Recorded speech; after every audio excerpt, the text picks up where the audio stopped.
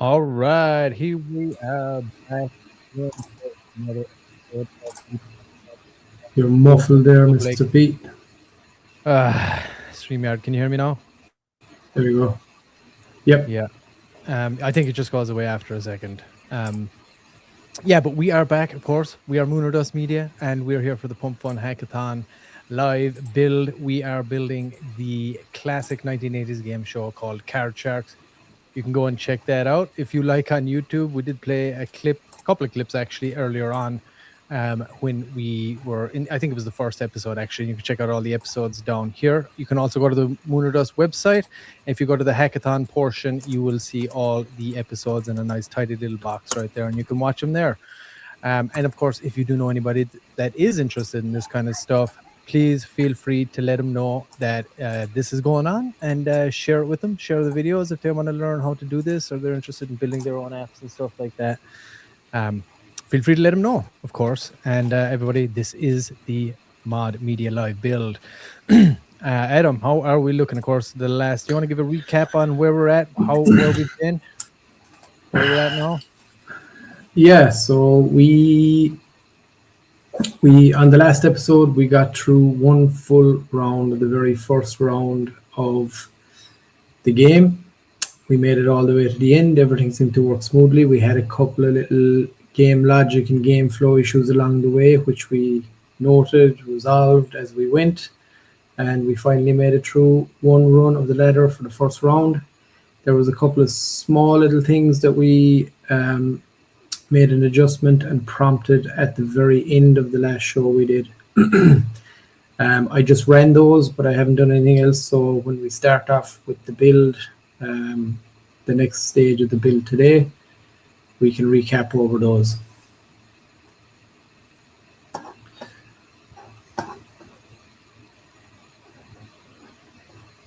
No sound, Mr. P. Oh, sorry about that. If you go back and just check there as well, just to give you an idea of where we began, we started out with ChatGPT, went back and forth with that, trashing out the concept, going through all the initial features and making sure to understand that 100%. And we created ultimately the Replit prompt from that and some extra design documents too regarding the layout, just very kind of crass graphic, but just showing where everything should be positioned and labeled correctly so that it understands. So we went through that. We trashed that out for about 2 episodes. There's roughly about 5.5 hours of kind of teasing it out, trashing it out, going back and forth with ChatGPT to get that prompt. Then we ran it, and we came up with. We eventually got to the build we have now. We were able to run through a full round. We did, of course, encounter a few hiccups along the way, and Adam taught everybody how to basically articulate what you're trying to tell the AI in order to get the results you want through using the plan mode and using the actual agent mode and things like that. And it's Replit, of course, is the software. If anybody wants to go check that out, you can get that at replit.com. There are other ones out there too, like Lovable and Cursor, that people use. But Replit is the app of choice that we're using over here. And we did some graphics work also. We got the initial characters we're going to use for each individual card. So we're going to build out the whole card deck. It's going to be crypto themed. And maybe today we will get to some of the colored cards like the Jack, Queen, King, and Ace. And we want those to be crypto themed as well. So I do have a little list here of what each one is going to be. So, I think we're going to have maybe Pepe as the Ace and Giga as the King or something like that. But we'll mess around with it anyway and see where we're at today. And of course, Adam, I'm rocking my brand new Irish Capine. Shout out to my beautiful wife. She ordered these all the way from Ireland for me. So yeah, I got 2 of them now. So expect to see me. Very nice. Very nice. Very nice. Nice one. Are you sharing your screen there, Adam? Are we ready to dive in here? Yes, just give me one moment and I'll pull it up. Right. Of course, we are live. I'm watching the chat here as well. Singh is in there. Good morning, fam. On my way to work, office 9 a.m. here. How's everyone doing? Doing great, brother. Ready for another one. I know you got to head into work now, but hopefully you'll catch this after the fact. And you can catch all the other ones as well, like I said, below there in the previous streams section. Yeah, I appreciate you tuning in, everybody, and whoever is in here with us. Don't be shy. Let us know in the chat. And of course, we want all your feedback as well. And anybody, we can also test out some gaming here. as well and get this first. We completed one round, like you said, so we're going to be doing some more tests. If anybody's watching in the chat, hey guys, you're more than welcome to come on here too. In the studio, there's my guy, Josh Wolfcaller. Love the cap, Mr. P. Thank you very much. All thanks go to my beautiful wife, Mrs. P. Thank you, sweetheart. So yeah, and I know Josh definitely has a cap fetish too, hat fetish. So, and I usually don't wear I don't wear baseball hats. They absolutely do not suit me in the slightest. They suit Sean, but they certainly don't suit me. Yeah, they don't suit me either. Yeah, I think maybe our head shape is our face shape just doesn't work. Adam, you going to get a cap in for yourself? I don't know. I'm very fond of what I refer to as the mushroom cloud. Yeah, it's good. Look, I was rocking the mushroom cloud for a while myself too. Yeah, I think I need to have a little trim and a shave. Yeah, get But, cleaned up here. It's the dev life. It's the dev life. Yeah, dev life, exactly. There's no shower in the basement. Guys, Sean, if you're listening, I need a shower in the basement. Sean, can you take care of that? Sean's in the realty business. I'm sure in the realtor business, I'm sure he could get a shower installed down there for you. No problem. Yeah, yeah. Myself and Strixie are getting rough. Yeah, it must be tough being chained up there all day. But yeah, so moving on, guys, moving on to the actual game itself. And here we are back in Replit. You can go and check it out, replit.com. And this is the software that we're using. So Adam, yeah, quick recap here, and let's catch everybody up to speed exactly where we're at and what we're going to be doing here now. Josh says, yeah, he does have a cat fetish. He says, I need a shave. Yep, I know. I think I see the most recent pick, all right, but for the temperatures that you're operating in, Josh, I think it's good to have as much hair as possible. Yeah, it's probably a good idea. You got to have something to hold those icicles. Yeah, exactly. Bro's got some nice hats, I gotta say. He's got some good hats. Yeah, solid trucker hats. All right, so Adam, where are we at? All right, okay, so this is where we left off in the last episode. The small issues that we did have was this was kind of this was a little screenshot that I took so I could reference these. So currently, after player guesses correctly on the survey question and had previously frozen, they then swap their current base card and are able to freeze again in the producer dashboard. I believe the player should not be able to freeze immediately after swapping. Please check the game design document and rules to see if this is correct. Also, is there a limit on how many times a player can swap per ladder run? See image for frozen tag to the right of the player's name. This should clear if the player regains control. Yes, so you can see from the image there that even though a player has come back, we're both down as frozen here if you look at these tags. So that needs to go as soon as we move on. A different player regains. If the player regains control, that frozen tag should go. So, good questions. Let me check the current game rules and implementation to give you accurate answers. Now I have a clear picture. Here's what I found. Freeze after swapping. You're right. Currently, when a player wins the survey and regains control, they get can swap true after they swap. Can swap becomes false, but can freeze isn't restricted. Looking at the game rules, freeze should only be available if the player hasn't swapped yet in this card run. So freeze should be disabled after swap and vice versa. Swap should be disabled after freeze, which already works. Swap limit. Currently, each time a player wins a survey and starts the card run, can swap is set to true and gets set to false after one use. So it's one swap per card run already. That seems correct. But it's not one swap per card run already. It's one swap per regaining control or getting a survey question correct. Correct. And are we limiting it out to, like, you'd have 3 cards. You could get 3 swaps per run, per ladder. Well, it's not saying per the game design document, so maybe we go back to ChatGPT and check on that. Right. Let's do that. just to get clarity on the actual game rules themselves. So let me get into ChatGPT here and pull up the chat we have going.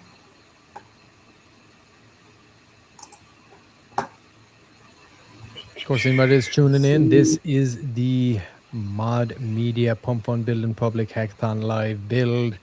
We are building a game show based on the classic 80s game called Card Sharks. Go and check it out on YouTube if you want. We're making some edits and we're bringing it into our nice big Mod Media umbrella here, and we'll add it to our other game show, which will be live tomorrow. And you can see the last episode as well down here in previous streams. If you go to that Moon or Dust, you can see Shaun on there on the thumbnail, and it was Space Cat representing Coffee Coin was coming on to take on the whales, walked away with a nice little bag for himself of Mafia token, which is what you're looking at right now. Also, if you want to pick up a bag of that and enjoy the ride here with us, feel free to do so. That token, of course, is 100%, 10% has been locked for 1 year as per the criteria, of course. And yeah, pick up a bag if you're into what we're doing here and you see the vision and you share the vision, go for it. And you can visit the website too at moonordust.media and check out everything we got going on over there. And I'm really excited as well for this this game show, Adam, because you know, with Moon or Dust itself, the game show, it's just one player, you know, and taking on the AI whales, Yes. and it's awesome. I mean, don't get me wrong, it's awesome, but it'll be cool to have a two-player dynamic, having two projects facing off against each other once we get this built and we launch it. So it'll create that whole new kind of you know, on-screen dynamic. Shaun will have to be refereeing the two projects, make sure there's not too much smack talk going on. That should be fun. Yeah, and today, guys, I'm thinking we might have a look at the, like I said, some of the color cards and see what we can get those. We'll have a look at the Jack, maybe Jack and the King or Jack and the Queen or something like that, and see what we can get. The idea is to use different mainstream, I guess you could say, or familiar meme tokens like Pepe, Giga, I think was one. Doge might be another one. I think maybe you had Dog with Hat or something for the Queen. I'm not sure. We had a couple thrashed out. If anybody's got any suggestions to us, the tokens, the meme coins we could do for the themes for the colored cards, that would be pretty cool. And we're still looking for a name. Josh, the dynamic duo working their magic. Well, we're giving it a shot, brother. We're giving it a shot. We've done it before. Rico's Revenge, of course, launching soon as well on Ape Church. Hopefully this week. I know the boys over there are cranking at it at the moment to get it up and running. So hopefully we'll be announcing that is live in, you know, within the next 3-4 days anyway, I would hope. But of course, again, never quote me on that. I don't know exactly. I'm not involved in the internal workings over there, so it's in their hands totally. But we've done the full handoff, so I'm excited for that to get going. And of course, then we have the Moon or Dust game show that we've built, and we are building the next one here, and we'll probably build another Ape Church game, casino game soon after that. Tazzy, what's up, brother? Sergeants, I'm at work listening though. I appreciate you, brother. You can always, of course, check it out after the fact in the previous streams down here, and we'll be posting all these on YouTube as well after. YouTube, Rumble, X, all those things. And as well, just a quick update on the tweet that we did put out, tagging all the Hackathon projects so I can get them on the trending show. We've had a great response to that so far. We're already lining people up to come on, and you can see what everybody else is building too. So yeah, it's going to be exciting. I think we might even have someone lined up for tomorrow, but we're waiting for final confirmation on that. So it's going to be pretty slick. Get an idea what the competition is out there, and I'm always excited to see what other people are building and how they, you know, the softwares they use, how they do it, all that kind of thing. All right, Adam. Okay, so we're here at. Let's move that onto the screen here. Okay, so just go back to our ChatGPT just to verify that these are the correct rules. What are the restrictions on freezing? Can a player that was frozen and regains control then swap? Can they freeze again if they didn't like the card they got, or must they at least play one more attempt? Well, I guess in a way, freezing this is more comes to producer logic that just not showing the option to freeze in the back end because if they swap a card and they still don't like it, they can still play an attempt. If they get it wrong, they just stay on the card they were on. So freezing doesn't make any sense at that point anyway. No, they have to progress in some way. Yeah, so You there shouldn't be can't. to freeze in the producer dashboard after somebody swaps. Basically, is what I'm saying. The logic is wrong there. Correct. Yes, correct.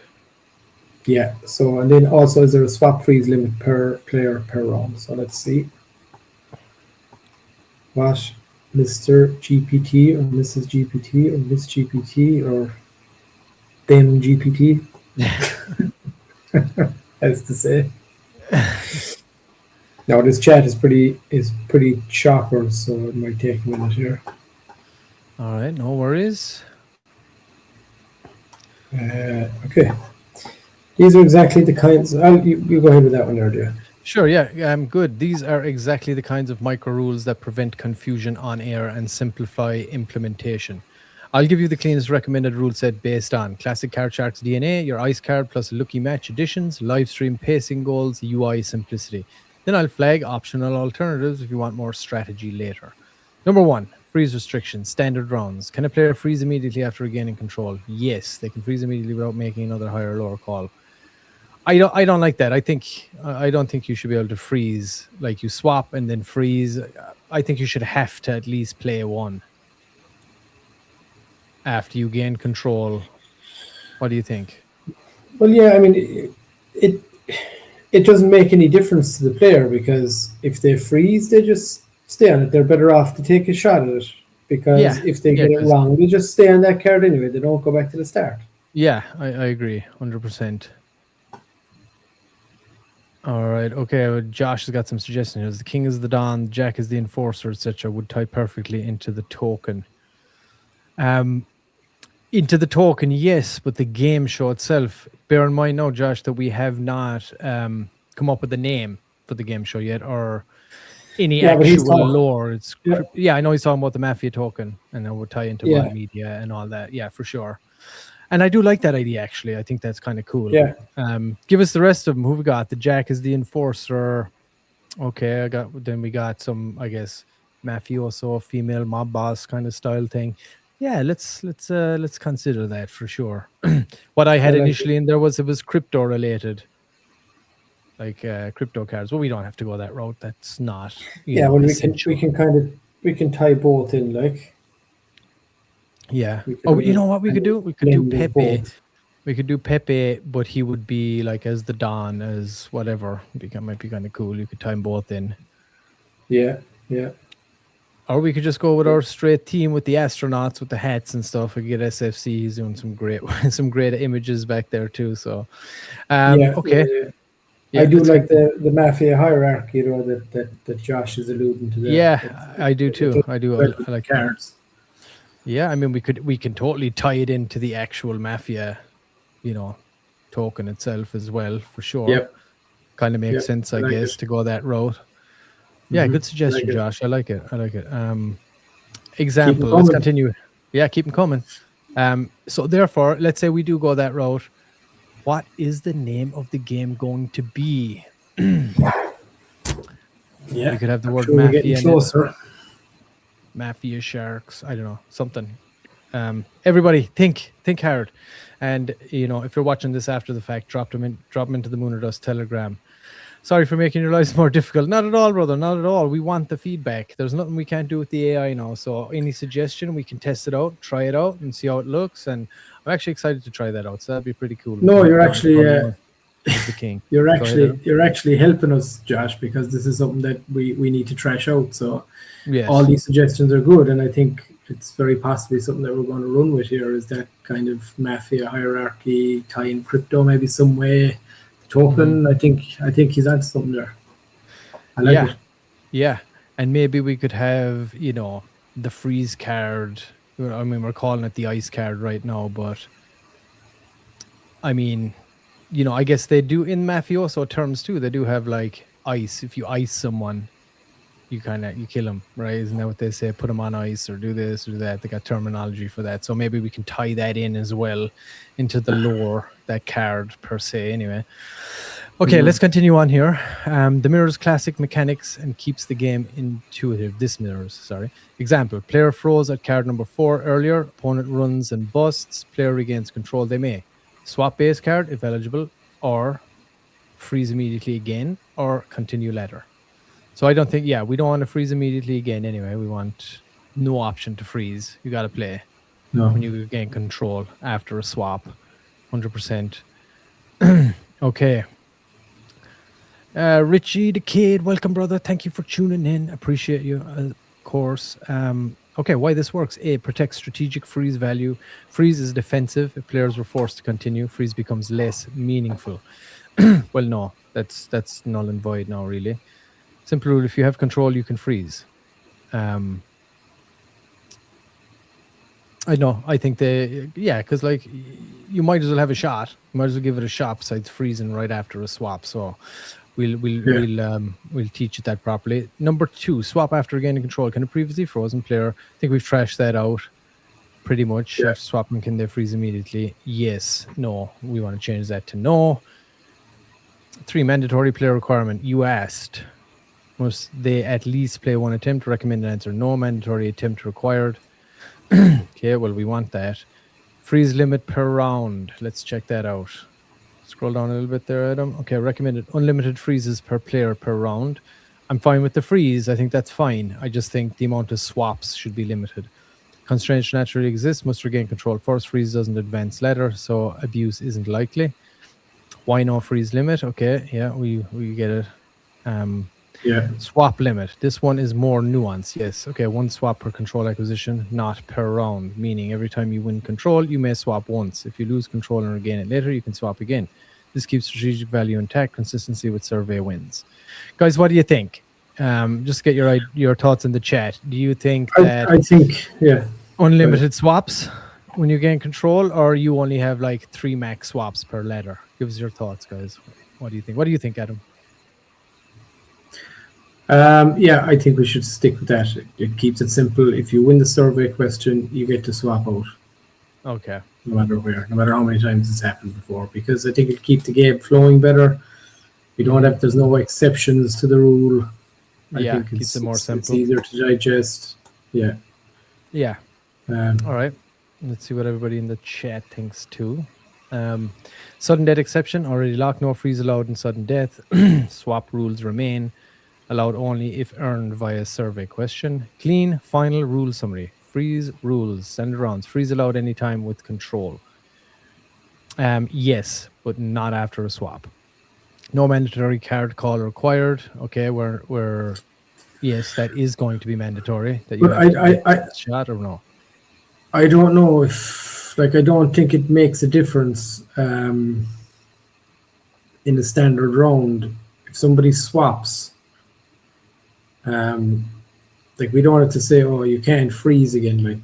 It doesn't make any sense. They can just go for it. If they get it wrong, they just stay where they are. Yeah, they got to stay where they are anyway. Yeah, it doesn't make any sense. Yeah. So okay, it's just basically removing the freeze button from the producer controls. Mm-hmm. Gotcha. Yeah. Okay. I guess we can just tighten that up here now. Really. Yeah. Sudden death. What do we got to look over in sudden death? Freezes disabled. Swap allowed only for player who wins initial survey. Yeah, I think that's fine. Nice and simple. Yeah, I agree. We don't want too many exceptions to the rules if we can. At least one of those we have, the better. Keep it simple and consistent so people don't get too confused. Yeah. Okay, so. And you see as well, like the whole thing with just having 3 cards, let's say 3 swap attempts, there's a strategy involved in that.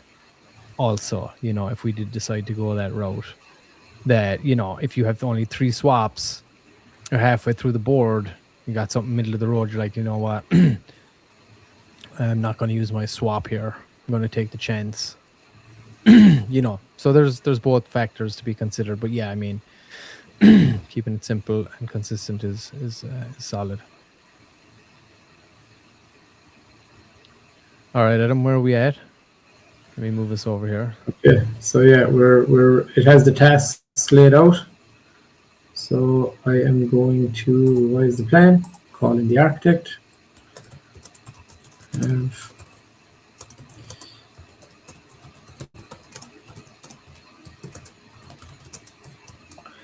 task list.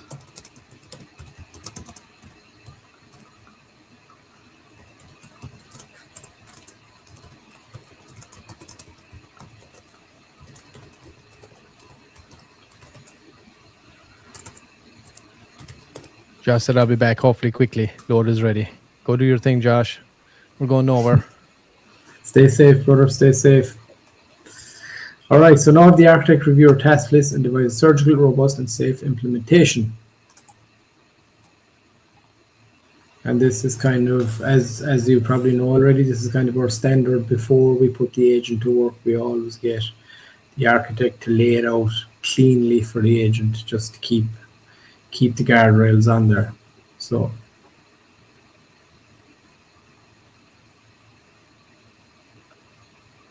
it's going to go and work on these for right now.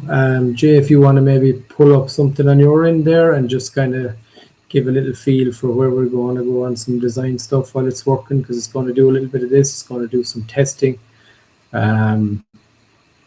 Once I put it building. So if you can see here, the architect confirmed a clean approach. Here's the plan. Frozen tag clears on control regain. When a player wins the survey and gets control back, we set their frozen flag to false. This happens in reveal answer and sudden death choice in the game engine. That way the frozen badge disappears as soon as they're back in action. No freeze after swap. Instead of adding a new flag, we derive freeze eligibility from the existing can swap field. Since can swap starts true when the player gets control and becomes false, after they swap, we simply add a check. Freeze is only allowed while can swap is still true. This enforces you can freeze or swap, but not both. Without any new state, the control panel's freeze button will be disabled accordingly, which is what we wanted. And then swap limit already working correctly. One swap per card run is already enforced, which is correct. So we're ready to go. There's the plan task. Put this building, because it's going to do some building here. It's going to do some testing. So Mr. P, if you want to pull up, give us a little taste of maybe, I mean, where we were at, if we're going to delve into what Josh was talking about. Yeah. A little bit more, do or that. what do you think? Yeah, let's have a look. I'm going to add this to the stage here. So I am also in ChatGPT here. Let me just zoom in a little bit, go down to the bottom. Okay, so we have already gotten some of the characters. We worked through using OpenArt to create those characters with ChatGPT creating the prompts beforehand. So what we're looking to do now, and we'll do this based on Josh's suggestion here. So let's pop a little prompt in here and see if this works. I got to test out using the microphone here too. Sometimes these are just to speak into the mic and tell it what you want. Okay, so let's focus on the colored cards. And let's go Jack, Queen, King, and Ace. Let's do a mafia style, or mafia team, I guess makes more sense. Team for these. And let's say, let's begin with Don Corleone as the king. I wonder who would be the ace. Who would be the ace if the Don is the king? And let's go, let's trash out the other color cards before making prompts and lock them in. Okay, let's see what we got. Nice direction. Mafia theme for Jack, Queen, King, Ace fits the hierarchy naturally and gives strong visual storytelling. Let's map this out conceptually first before prompts, so the deck feels intentional rather than random. You already rocked King, Don Corleone. Okay, classic mob boss authority. Now let's build the rest of the mafia court. Okay, mafia face card hierarchy concept. Think in terms of power structure inside organized crime. That translates very cleanly to card ranks. King, the Don, the boss. Core traits, absolute authority. Okay, blah, blah, blah. Queen, the consigliere, power partner, best fit. Okay. And then we have the Jack, the enforcer, as Josh said. There we go. Capo, hitman. Practically designs itself, absolutely. And then we have the ace, the wild card operator, very important. So I'm curious to see what he's going to come up with for the ace. Ace can outrank king depending on game rules, so treat it as the independent power player options. The lone wolf crime boss, the casino kingpin financier, and then the shadowy operator. I kind of like the casino kingpin. That's pretty cool. Independent crime kingpin. He went for independent crime. Yeah. Well, I what do you think? Anybody in the chat, let me know what you guys think. Should we go for the, let me pull the chat over here actually first so I can see if anyone's letting me know. So yeah, I'm thinking, I like the idea of the casino mob boss for the ace. What do you think, Adam? With the casino operator? Yeah, I like that. All right, yeah. That's pretty Okay. solid. Do we have a hitman in there? Yes, that is the Jack. Jack, okay, yeah. Yes, that's going to be the Jack. Okay, let's go with the casino operator for the ace. Okay, let's just lock that in. Good choice. Perfect. It's nice to have a casino in there too, obviously, because it's games, game show.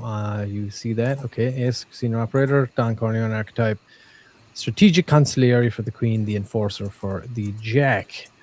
Why this lineup works extremely well. Here you go, Josh. AI is going to give you some props.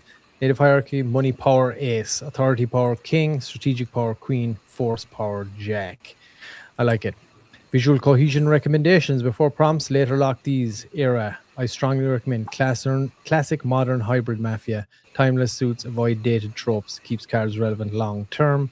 Color palette, deep charcoal, black suits, muted gold accents, warm, low-key lighting. We don't want 2 black now because it's going to be on screen. So we're going to keep it, keep the base of the card, I believe, white. So let's just do this. Let's run a prompt and see what it gives us. Okay, let's do the king first for the Don. First prompt for the king for image generation. I mean, it knows that. What am I doing? Okay.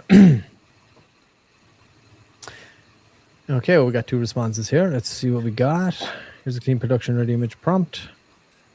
Here we got 2 of them. Okay, well, let's try one first and see how we go. A powerful old school mafia boss seated confidently in a high black leather chair wearing a perfectly tailored dark 3-piece suit with a crisp white shirt and subtle tie. Calm but intimidating expression. Hands relaxed but authoritative. Classic organized crime leader presence. Dimly lit private office interior. Okay. I think we should give him a crown. Just to... What do you think? Yeah, I think he needs a crown just to verify that it is the king. We do need that immediate visual recognition, so there's no confusion. Great. Okay, let's see. Let's run this prompt. A powerful old-school mafia boss seated confidently in a high black leather chair wearing a perfectly tailored dark 3-piece suit with a crisp white shirt and subtle tie. Calm but intimidating expression, authoritative posture, a refined, elegant crown resting naturally on his head, tasteful and understated, symbolizing king status without fantasy styling. Dimly lit private office setting with hints of casino luxury. It's not mentioning that it's for a playing card.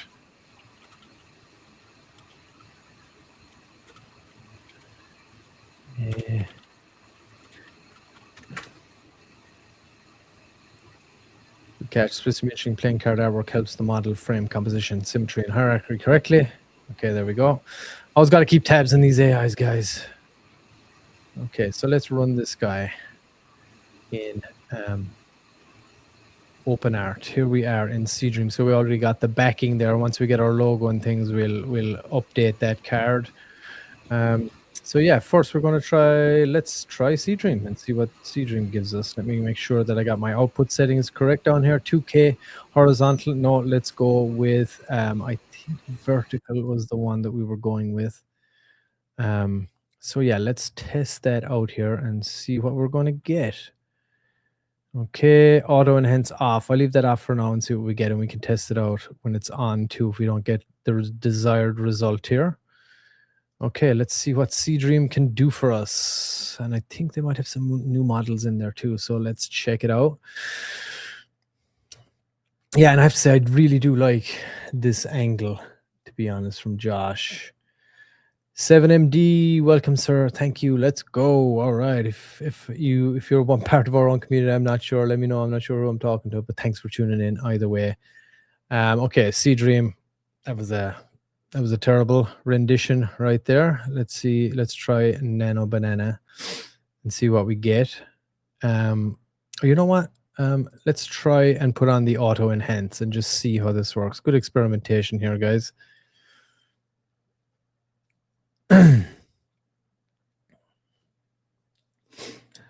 Let's see. Or maybe we put him in with an astronaut helmet. Like we've been doing. Astronaut helmet, cigar, glass of whiskey. That would fit into the mafia style of things here, but we'll see. Let's see what it gives us here. Okay, yeah, it's really not giving us what we're looking for here. Let's try out Kling 3 Omni, just launched. Let's give it a shot. Make sure I got my outputs still good. Okay, and this, of course, is a brand new model that just got launched from Kling. So let's check it out and see what this gives us. And we'll try out Nano Banana after this. I'll pop in, and you know, if we continue to not get the results we want here based on the model we're using, we can pop in the image after the fact back into ChatGPT so it understands exactly what the prompt is delivering. Tell it what model we used and see if it can give us something better. So yeah, let's see what we got here.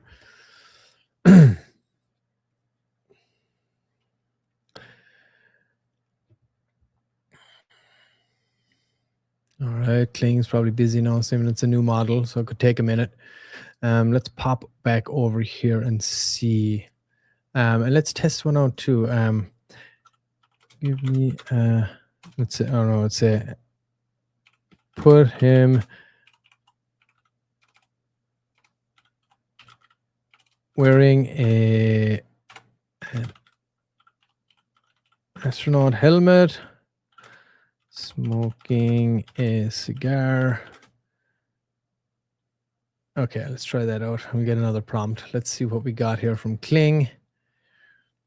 Okay, that's a little bit more in line, but it's not, it's too realistic. All right, Kling. Let's see what we get from Nano Banana. This will be the last one we can check out here. Nano Banana Pro. And see what they give us. Let me make sure now that my outputs are still correct. Portrait. Yeah, that all looks good. Maybe let's try the vertical. Might be better for this. We'll set it to 2K. And let's see what it's going to generate us here. And let's pop back here to ChatGPT. Okay. Yeah, do we not kind of want to tunify it a bit? What do you mean? Like make it more kind of toony, like a card would be? Yeah, that's what I'm going to do here. I'm just trying to see what results I'm getting from the different models first, because some models are better at some things than others. So I'm just testing out. Yeah. Just tested out Kling. Okay, there we go. All right, so let's that's Nano Banana. So let's copy this image, and we'll pop back over here to ChatGPT and put it in. And say, this is too realistic, needed to look more like an actual playing card. Use Don name so the model understands. Okay, let's see what it gives us here. so we can get an updated prompt, and we'll run it through. What do you think? What was our best result there? I mean, closest was probably, Nano Banana, at least I got the framing correct. Kling didn't do too bad. I mean, obviously the image is pushing on the hyperrealism, which we don't want. Okay, so let's try this out. Don Corleone, playing card style. And let's see. This is going to give him an astronaut suit and a cigar. So let's see what this gives us. And we will utilize Nano Banana Pro. And I do want to try out Kling 3 on this particular prompt as well and see, because it did get the actual layout of the card very good, like Nano Banana did. So I'd like to try that again after the fact. So let's run this one and see what Nano Banana is going to give us.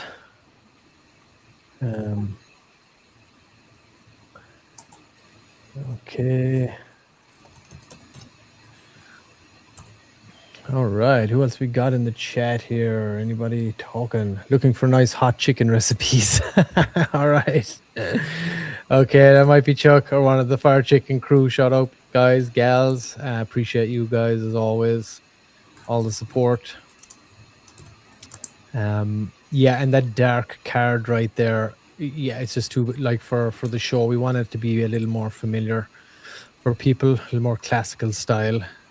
You know, 'cause it's always important when people come in and they tune into a show, even if they're 10 minutes late, you need to be able to look at the entire board and understand exactly where everybody's at, what the game is, like with almost an instant look. So it's very important to be able to get that across when you're thinking about the design and exactly all the features that you have on screen, the UI layout and all those things, and composition. All right. Okay, look at this. He's got a fishbowl on.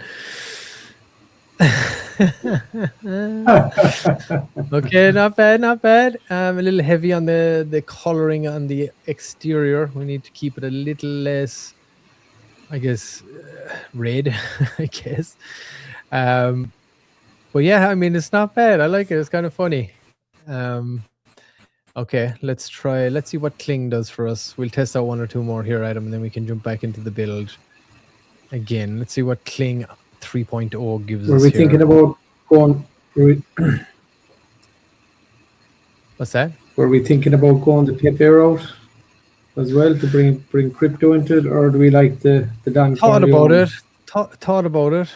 But we can check it out. We'll test a few out here, and we'll get the general consensus from the community and see what they like, what they think. I just wanted to make sure that my outputs are all still good here. That's not.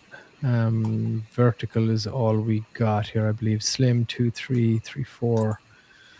Yeah, let's go with vertical. Okay, let's see what the new Kling creates. I haven't seen it. I've seen it doing realistic stuff. I haven't seen it doing any kind of cartoon style stuff at the moment. But let's copy this for now, and we can bring this back over here into ChatGPT again and let it know what we got. Too much red color. HRE. Astronaut hat. Astronaut helmet. Hat. Helmet needs to look like a fishbowl. Okay, and let's run that prompt and see, and pop back over to Kling here. So if we got something, all right, Kling, not great, to be honest. So, okay, let's see what other options we do have here. There's standard Nano Banana. Let's give Seedream another final shot here and see if we can come up with what it can come up with this new prompt. Okay, 2K, 1 images. Okay, let's run that. Okay, stylized, playing card. Okay, there we go. Color plus helmet fix. Okay, let's see what we get here. Let's see what Seedream gives us. And then we can try run one more prompt at him. I'll get that installed. All right, there it is. He's got the cigar coming out. Okay. All right, we will, let's go back to what I think was Nano Banana. That's where we got the best results here. So let's change our model. I'm going to go back to Nano Banana Pro here. And let's update that prompt and see what we get. So maybe we'll hone in and do one final test here, because sometimes it takes a minute to get your model down and find out which model is giving you the best results out of what you're trying to get. So we're on portrait here still. I do know let's try vertical. I think that worked out better. Okay, there we go. Prompt is in. Ratio is good. Resolution is good. So let's run this one and we can come back and check on this in a little bit once it pops up. So yeah, there it goes. It's running. Adam, do you want to pop up what you got going on there real quick? Yes. All right. And of course, anybody that is tuning in, we are Mod Media. Moonerdust.media is where you can go and check us out.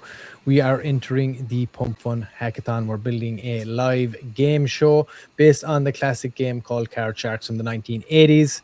And we've already launched a game show. You can check out the latest edition down there in the previous streams called Moon or Dust, Deal or No Deal style game. And we're building the next iteration here that we're going to bring in under our big tent at Mod Media. And yeah, excited for all this to come to fruition here. And this build is already feeling like a lot of fun. We've gotten through the kind of the tedious part at the very start, trashing it out with AI, but it's so important to get a strong foundation down as soon as you can. All right, Adam, where are we at? All right. Are you dealing with ChatGPT there at the moment, or? I'm just ready to go to 1 second here. There's so many windows open here. Okay. Let me pull that up. There we go. Okay, so 8. This is basically just before Mr. P started on some of the graphic stuff there. We obviously looked at these 3 items: the frozen, the no freeze, all that kind of stuff. So we started building. Did the files, did it work? Did it all the work it needed to do? The agent, after we had the architect lay out the exact plan for the agent to go ahead and do it. It also did an architect, it did its own, it ran its own test, opened the browser, ran through it. So all 3 tests passed. Let me get the architect review. Architect passed it, everything looks good. All 3 fixes are done and verified. Frozen tag now clears when the player regains control after winning a survey. The badge disappears immediately rather than persisting through subsequent card runs. Freeze is disabled after swap. Once a player uses their swap, freeze button disappears from the control panel. This enforces a swap or freeze. Pick 1 rule per card run. Swap remains limited to once per card run. This is already working correctly. Okay, so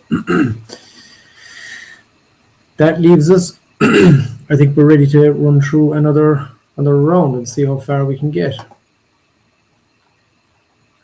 Who do we have? Do we have anyone? All right, we got anybody in the audience to join us for this round? You can take me on because it doesn't work when I take Adam on because you can see the questions already and the answers. So it won't be really a legit game. Shaun, if Shaun was around, Shaun could go against Mr. P, but he could be busy. I know he's busy in the background there doing tons of stuff. So we'll see if he's available to test it out. Hey, Shaun, can you hear us? Want to come on and test out a game if you got a minute? Yeah, I think he might be recording something. He's there in the background working hard on his computer. Well, we can still run through a game. That is no problem at all. And let's see how we go. You want to bring up the main screen there, so Adam, we can check it out. All right, here we go. Let me just move that over to my other window. All right, very good. I'll put us back over here for now. Okay, everybody, here is the very crass UI, but we are doing this, of course, to make sure that all the functionality works first and foremost in the game. And then we'll start adding all the aesthetics and sound effects and all those things after the fact. But it is imperative that you get the foundation working first in the simplest form. Okay, let's do this. Let's do it. Okay. Yeah, I don't think Shaun has any time to jump on, so looks like he's on a call back there. Yeah. All right, so we are sharing. Okay, that's the main game screen. I think it's close enough. So let's go. Anyone in the chat? Not seeing anyone right now. Mr. P. Okay. So So a lot of just people go- are working and stuff around this time, so our main crew anyway. We all got day jobs. This is our day job. Okay, so on the back end here, you can see I've set up Adam versus Mr. P. And All we will right. start the match. This is And also something that we need to pop in here. is it Some sort of basing an on our animation. yes, so is it basing whoever gets to go first based on their first drawn base card?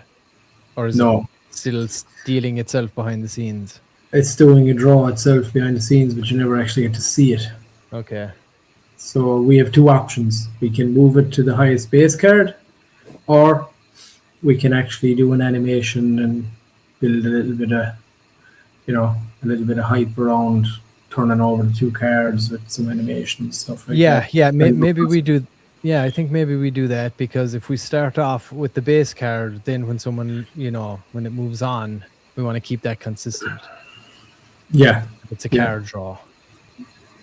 And yeah. I should we think do we'll a do high card card. draw after, or no, it's the person that relinquishes control goes second in the survey question, right? No matter what. Yes, yes, Okay. exactly. So I'm just going to pop this in here. All right. For the question.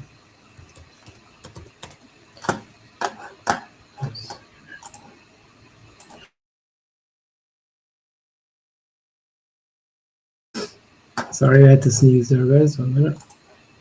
Okay, so for the initial survey question, sorry.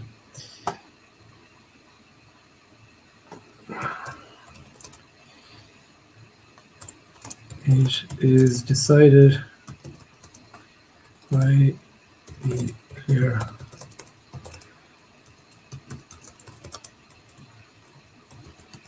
the highest card, but this in the background code and never shows on the game board.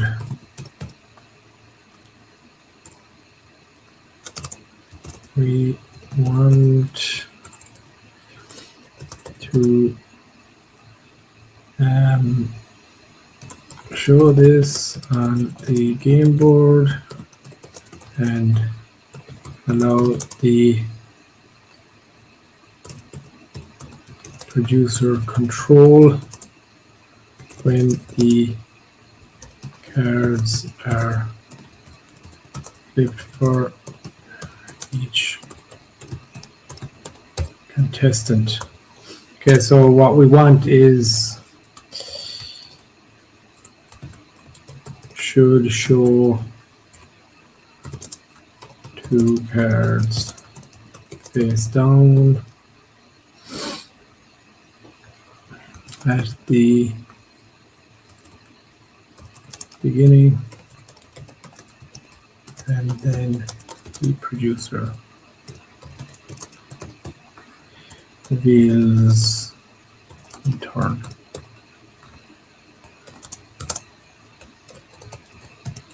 Understood. Okay, so we want to make sure that's clean. Obviously, I'm in plan mode to do this because we don't want the agent just saying yeah and take off building something. So we want to plan this out. So Stephen, let me see, what are we? We're almost an hour in. Let's play a little. Okay, so we'll come back to that in a Hey, moment. Cap in the chat. Thanks for let's run tuning in, through brother. that. Appreciate you, of course, as always. You've been watching these shows, so appreciate it, of course. All right, we're going to do a quick test. Always. Okay, so I'm just going to click deal high cards here. It's just going to show the result on the game screen. So Adam has the high card and answers first. Okay, All right. so I'm going to load the question.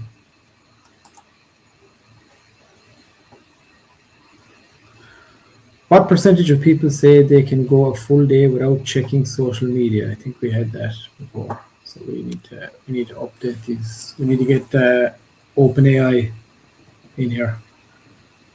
Yep, let's do it.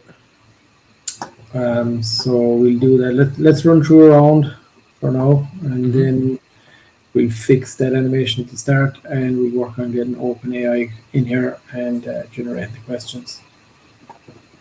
All right, let's I do it. believe we already have the prompt. Okay, so I will say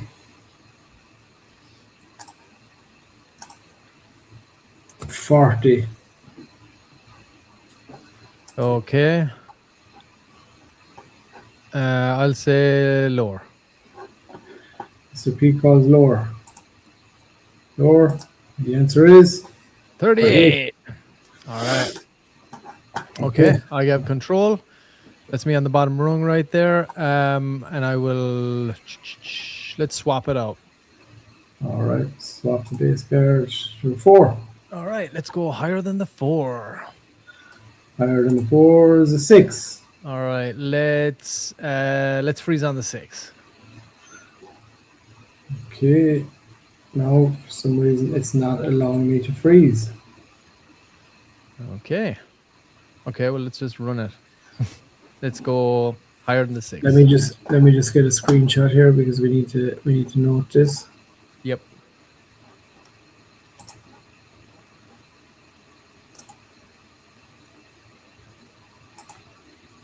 Okay.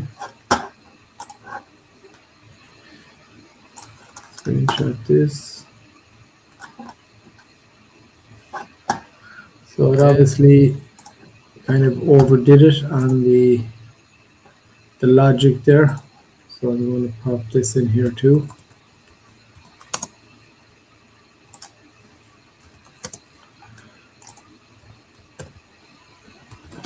See image.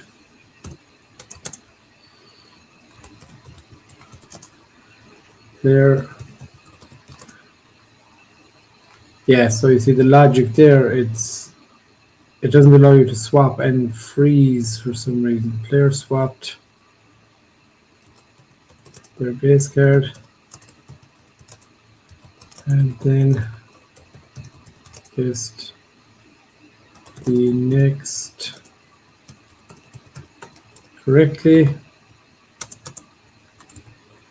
but we're able to freeze. They should be allowed. Question mark. What logic did we just implement?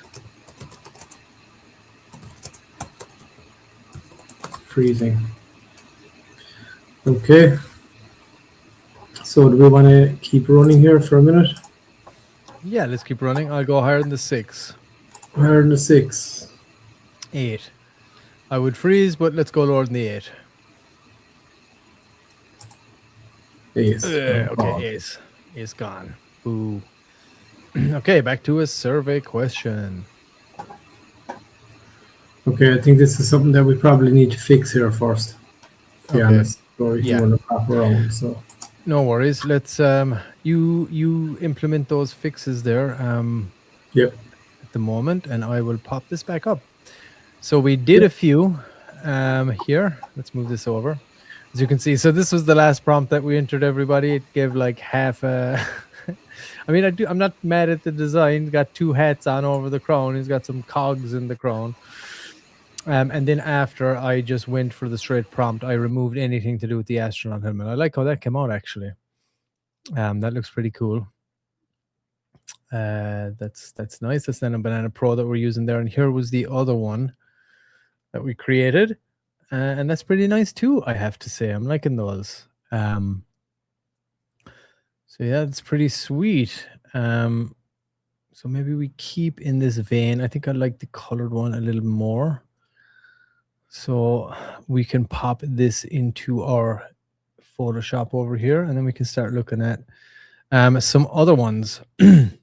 And we can start this as our base, and we can, of course, we can tweak this. I can bring this on over into chat to edit and make any slight alterations. But I have to say, I mean, I do really like that one. It's pretty cool. What do you think of that one, Adam?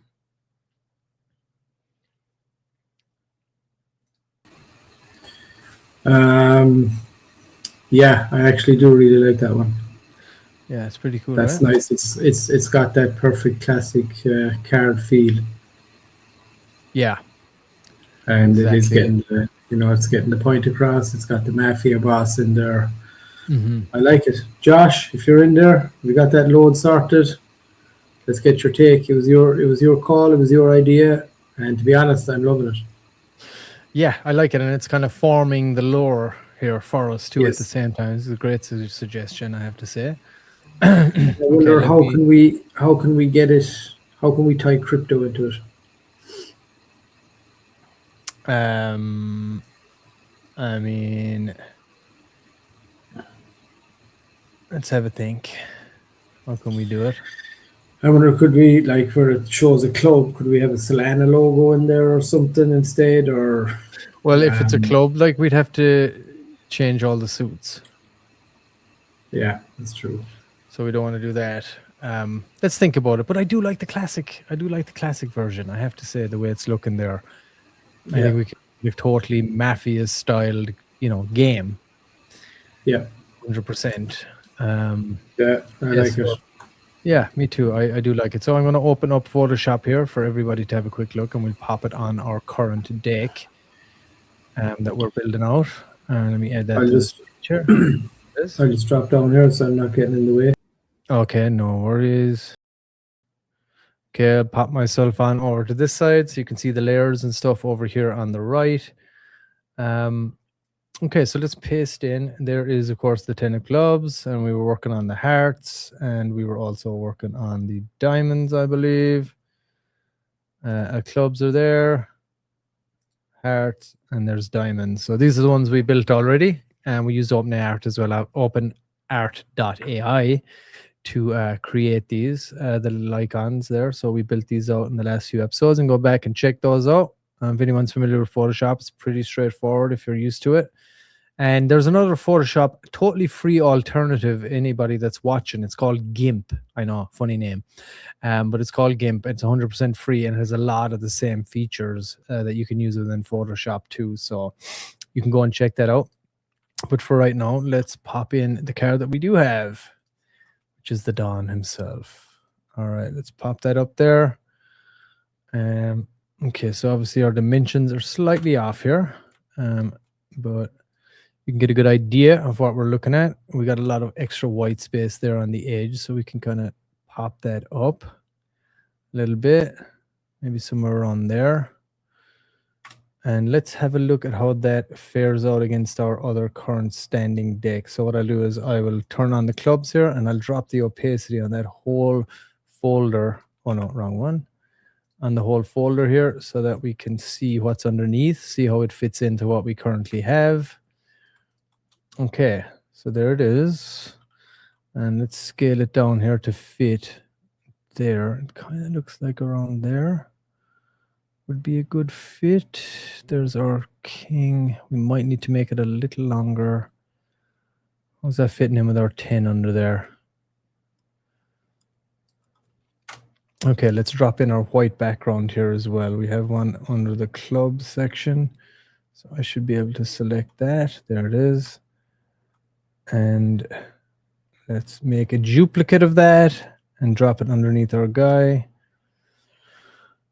Okay, so there it is, fitting in. There's the 10. So what we'll do is let's take this guy. We'll turn off the 10 of clubs, and what we'll do is we will just take this portion here, get rid of that king, the K in the club and all that. Obviously, because this will have to span across not just black cards, but red cards as well. So we might have to do a little bit of color work after the fact here and do that. But for right now, we have what we want. Let's make a new layer out of that. Control J makes you a new layer here in Photoshop. And let's turn on our 10 again and hide this and see how we're going to fit this in here. So we want it relatively big. And that's where we're at. And of course, when you're looking at these on screen, we probably want to make them, pretty large. What I'm going to do is I'm going to set this to multiply so we can see what's going on behind them. See where that's hitting. Okay. Let's see. Okay, it's not terrible. Let's see if we squash it in a little bit. Does it do too much damage? No, it's not too bad. Still looks good. Let's change that back to normal and have a look. Okay, Adam, how are you feeling about that?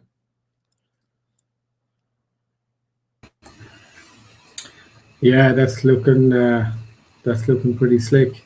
Nice. Cap says nice. Yeah, thank you, Cap. Yeah, I like it. I like it. We can do maybe some work with the proportions there a little bit to make him just a little bit, bigger on the screen. But that's something I can kind of mess around with here a little later on. I mean, ideally, we'd probably want him, somewhere around this, I'm guessing. So we can just tighten up these little corners right here and here. Yeah. So that we can exclude this. And we do have an opportunity to do that here because you can see, look, there's a little arc right there for us that we can tap into and tidy that up and do it across both along this little arc here too. Yeah, exactly, because you don't want too much white padding at the sides, really, just a little thin board really there.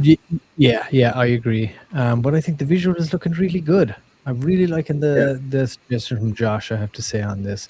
And we'll tidy up these little ones here as well. We can get rid of those. The club here, all we got to do is go to our brush tool, press B. That's a little big. We'll scale that down using our brackets. And we want to make sure that there's not a big feather on it too, so that it's, when I do paint, it's hard on the edges. So I can just pop in here and let's get that exact color beside us so we keep everything uniform. This is slightly off-white. That doesn't look very good, does it? Not exactly the same color. Let's make a new layer on top so we can get that right. And I'll pop this in here. Let's take that exact color beside it. We can make this like that. And there we go. Okay, that's that one. And then this guy. There we go, just clearing up those other ones. Okay, and let's merge that down. Control E, and it flattens it onto that layer that's below you. Okay, so I'm very happy with where this is at right now. Let's also just try one more thing here. Let me move this up and we'll pop this into a folder of its own. Let's go up the top here and call this the king. And what I want to try out is we'll take this red here and we'll pop it in the top. And there you go. Okay, that's if we were doing hearts. So what I can always do then is I can go back to my king and select my red layer here on the right. And I can zoom in. And I can erase stuff here, or else I can use a mask. Mask's probably better because you can tidy it up after the fact, and make sure you check your brush up here on the top left, make sure that it's hard. And then what you can do is you can color out these bits so we can keep that red tone in the back while still keeping the color and not like having him look completely red. And we got these thick black outlines here as well, which allows us to kind of do that. And I think we just do the whole like character in this. Let me just turn this off and see. So it's totally black. Hold on, there's something going on here with my brush. Why are you doing that? Let's try my eraser.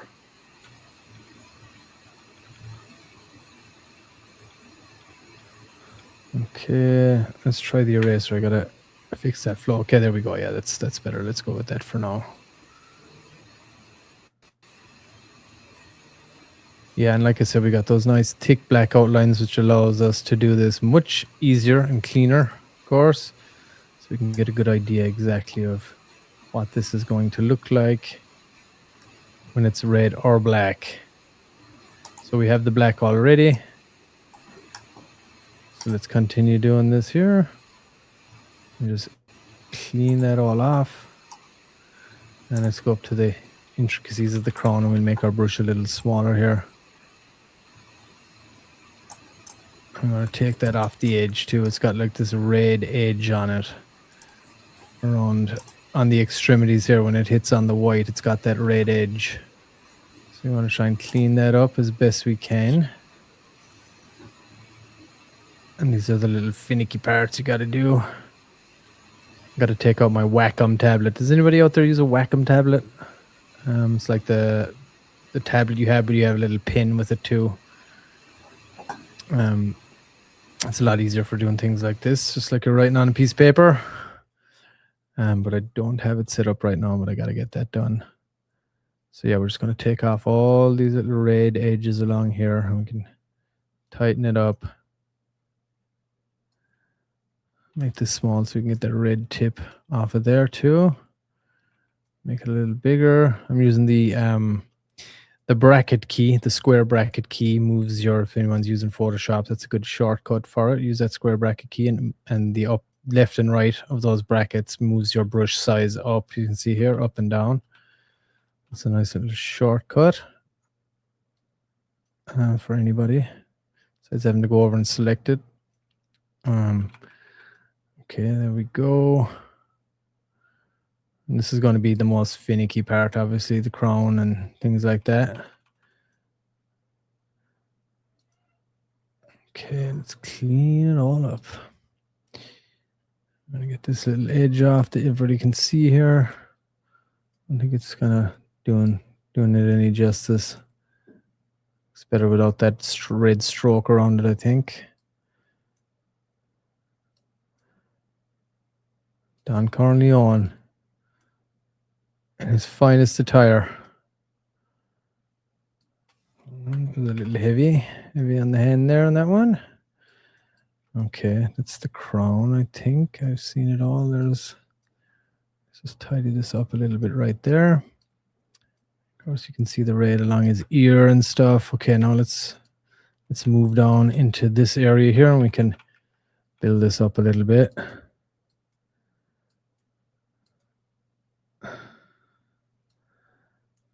Alrighty.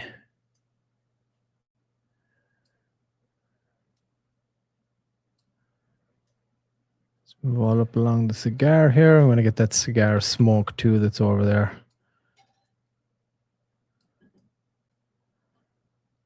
We'll come back to that. Okay, as you can see, this is the plan here, guys. So it's looking pretty good. Let's beef this up here and do a big pass, just so we can get an idea.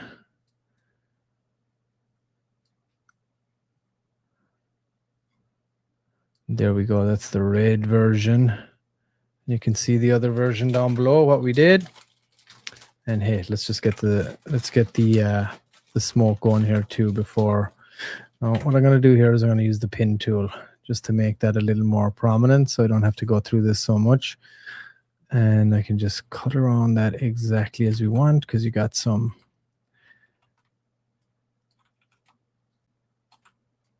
Let's move this back a little bit. You got some serious curves and contours here, so the pin tool is always the best for this, in my experience. So let's move that up along. There we go. So we're just going to create this. Pop it down there, go a little lower. This takes years of experience doing this. I actually started out my career using Photoshop way back in the day when digital cameras weren't even a thing. Can you believe that? My first job, I was cleaning off, I was zooming in on photographs. Stock Photography was the company.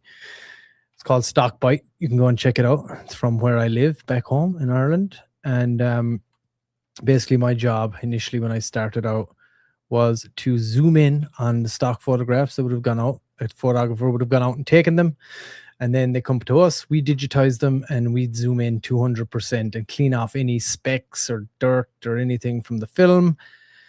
And you can imagine how tedious that was. And, you know, removing and changing and altering any logos that need to be done. That's where I got started out. And it's a long time ago now. So I've been using Photoshop for many, many years. Okay, so there is our outline, our path is what that's called. We're going to make that selection, 0 feather, correct? And then we're going to get my eraser tool, and I am going to do just a nice clean pass through this and get that off. And there we go. So there you go.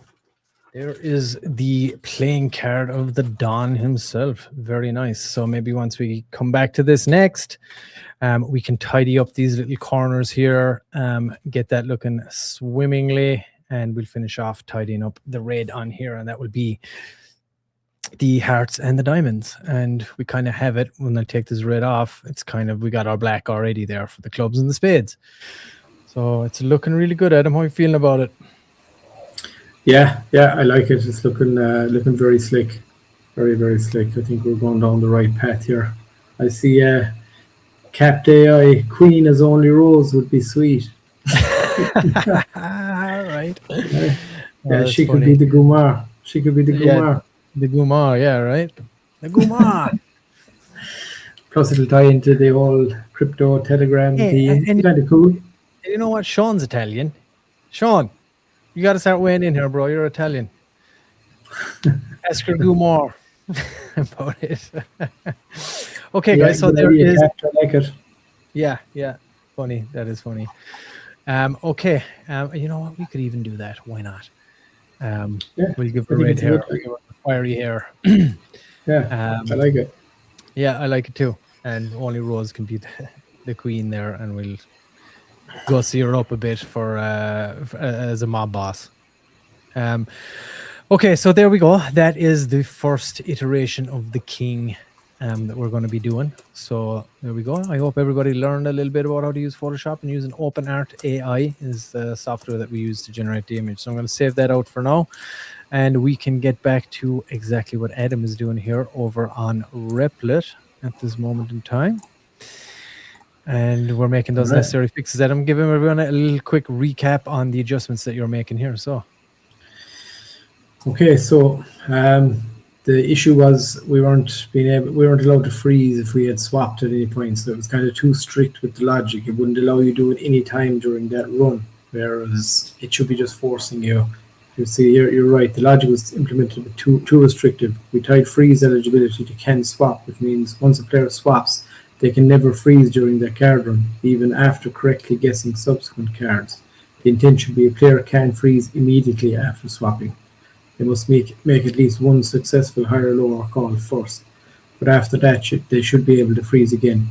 Need to replace the can swap gate with a dedicated can freeze flag that starts true, gets set to false on swap, and gets set back to true after a correct call. Issue 1 high card draw on the board. Currently the high card draw happens silently in the engine and the board never shows it. The plan is to add a new game phase, high card, where 2 face down cards are dealt. The producer reveals each one via the control panel and the board displays them. The winner gets first pick and the survey question. This gives the broadcast audience a visual moment before the survey begins. So we'll go back here. Our usual one, have the architect devise a clean, robust, and safe implementation plan. Okay, so we get the architect here to take a look at that and devise a nice clean plan to get that up and running here.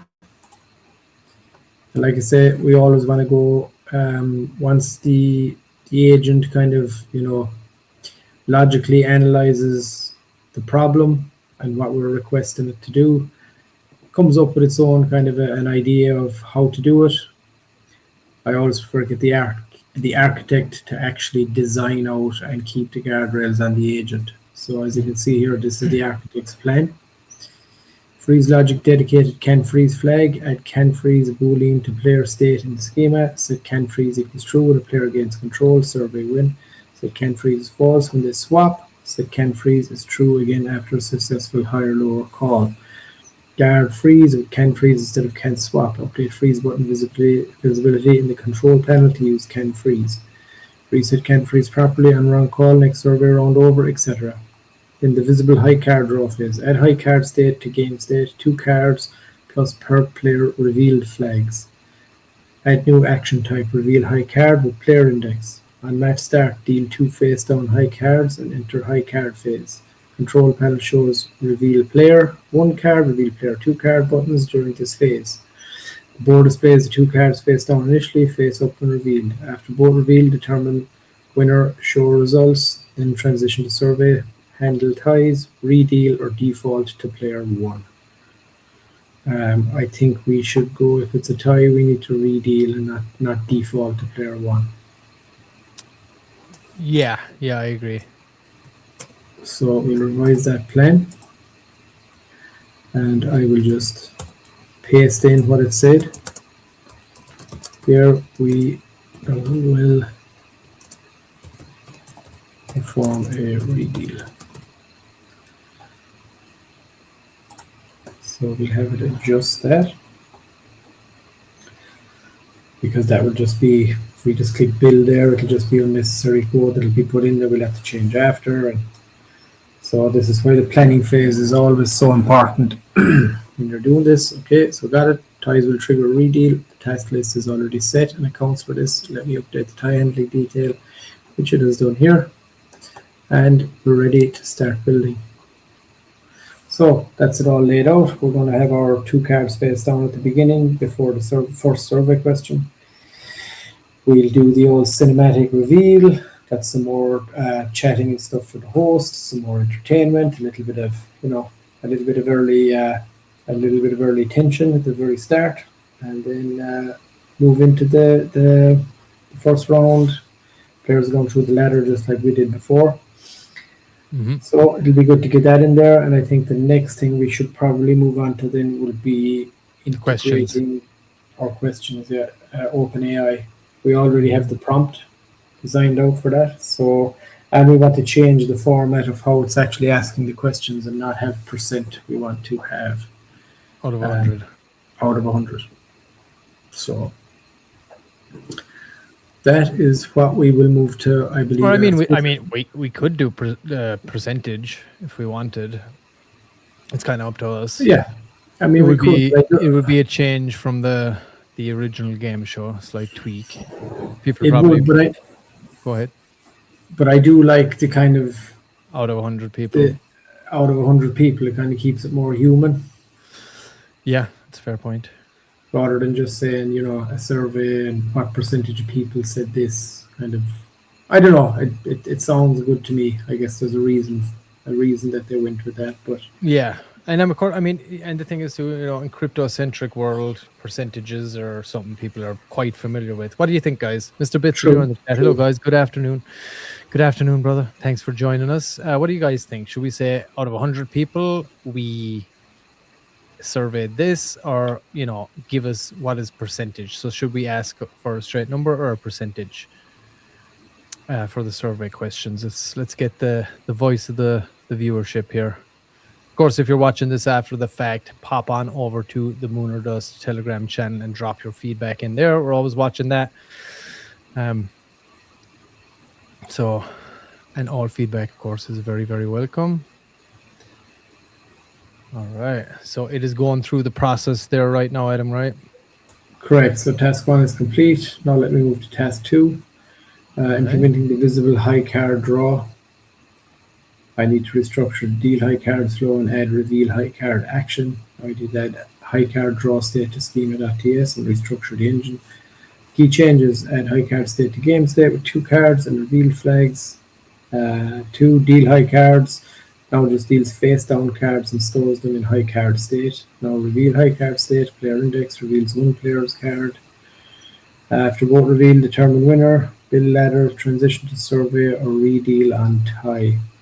Now I'm assuming that it will automatically adjust our our game data, our live game data window at the very bottom as well, to kind of allow for that without having to tell it to do that. But we may have to, but I would assume it will automatically do that as well. Okay, so task 2 is done. Now let me update task status and move to task 3, the UI for the high card draw phase. So here we go. This is where it'll build out the basic UI and the animation for when we do the high card draw at the very beginning to decide who gets to answer the first survey question. Yeah, everybody's watching. This is Replit. This is an AI coding software. We built already 2 games using this software. We built Monitor's Game Show. You can see the most recent episode down there in the previous streams. And we also built Rico's Revenge, which should be launching on Ape Church hopefully within the next couple of days here. Totally handed it off. The slots game over at ape.church. You can go and check it out there. Use the promo code MOD if you're signing up. And get ready for Rico to go on his rampage over there. All right. And let's have a quick look back here at what I got going on. We are finalizing the king card here at the moment. So I'm just going to make the bottom part here look exactly like the top. So let's get back and do a little bit of work on that. Make sure I'm highlighting the red area. And let's erase all these red overlay that we have right here. Very nice. Looking forward to getting only rows in there as the Gumar. Yeah, that's a good one. I'll have to go out to the X account and start grabbing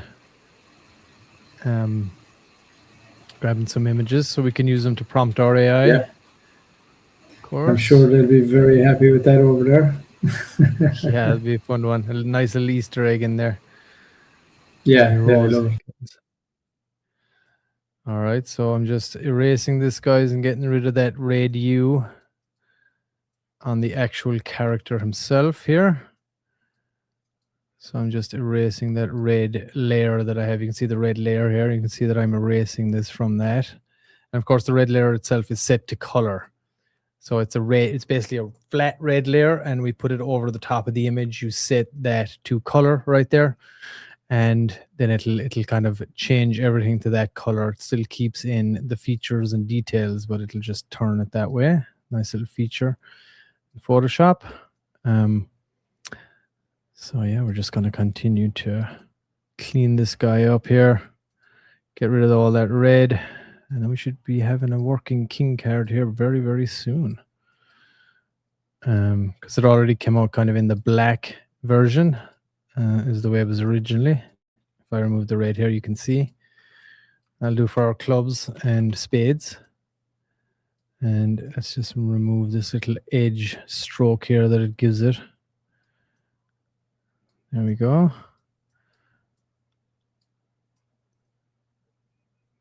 All right, there it is.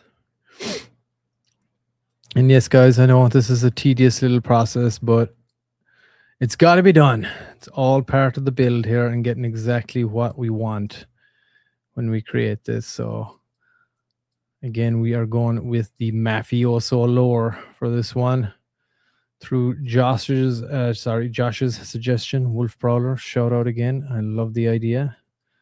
And it's already looking really good, I think. Yeah, it's looking awesome. And it's great. I really enjoy kind of giving people an insight here into like the amount of work and even like the little fine details of everything. When you look at something in a kind of a broad, when it's actually just working and you're just looking at it, it's like, you don't really get a feel for all the little details and every little nuance that happens during the build. So it's good to kind of show people, that actually happening and every little thing is looked at in detail. Well, here at Mod Media, that's how we like to roll. Every little detail, every square inch is covered right throughout the build, and then constant testing, playing as we're building, and just taking one step at a time. And it's good to show people that process. Oh, yeah, totally. I couldn't agree more. And I do hope everybody out there is picking up some juicy tips, and I hope everybody's going to build something themselves after this too. I mean, that's the whole point of things like this, empowering communities to be able to do this and learn. And like I say in every episode, guys, it's not the AI that'll replace you. It's the people that know exactly how to use it. So let's get this final little smoke guy done here now on this side. And welcome, HEP. QPD, only Rose would love that. Yep. I like it. Definitely cool watching the build, yeah. And like I said, we love kind of sharing this stuff with everybody and all the little tips and tricks that we've kind of learned along the way, and hopefully we inspire other people that want to set up their own projects and kind of build some cool stuff to actually just take the leap, go do it. Don't be afraid. It can be done, especially with AI out there. Now, I know Mr. P is a wizard here in Photoshop, and like I always like to say, I couldn't draw the curtains, but he's been doing this for so long. But anybody can kind of pick it up, and you don't, like Mr. P, you don't really you don't have to use Photoshop for this stuff. There's other kind of more simplistic tools that you can use for touching up your images and stuff after the fact. Or Yeah, there totally is. And like I said, I mentioned earlier, there is a free software out there very similar to Photoshop. It's called GIMP, GIMP. So you can go and check that out and get that picked up if you like to, no problem. And thank you, 8U. And I'm so glad to hear you're enjoying the build. I hope you're learning something. Maybe you can build something yourself. And as well, if you are building something yourself, if you're in the Moon or Dust Telegram channel, just tag me or Adam or Sean, whoever. If you need any assistance or help or advice on anything that you're doing or you're trying to build, or if you come across any issues with your build, if you're using Replit or anything like that down the line, we're here to help. We're here to assist. Okay, so there we go. Adam there is, he's looking pretty good now. So what we'll do next is we'll tidy up these little corners here and we'll get this rolling. All right. Let's go back to the build. All right, so here we are. As you can see, all tasks are complete. Here is what was done. Freeze logic fix. Freeze is now properly decoupled from swap. After swapping your base card, you can't freeze until you make at least one correct high or lower call. This gives the game more strategic depth. I agree. Visible high card draw. The high card draw is now a broadcast-ready visual experience. Oh, and I'm sure it's epic. Each player's card can be revealed individually for dramatic effect. Winner is announced with a gold banner. Ties automatically trigger a redeal. The board shows the high card area centered and transition to the ladders once a winner is determined. Okay, so that's perfect. Now, it didn't say that the architect reviewed anything, so I am going to switch over to plan mode, and I'm going to get the architect to review these changes. So now,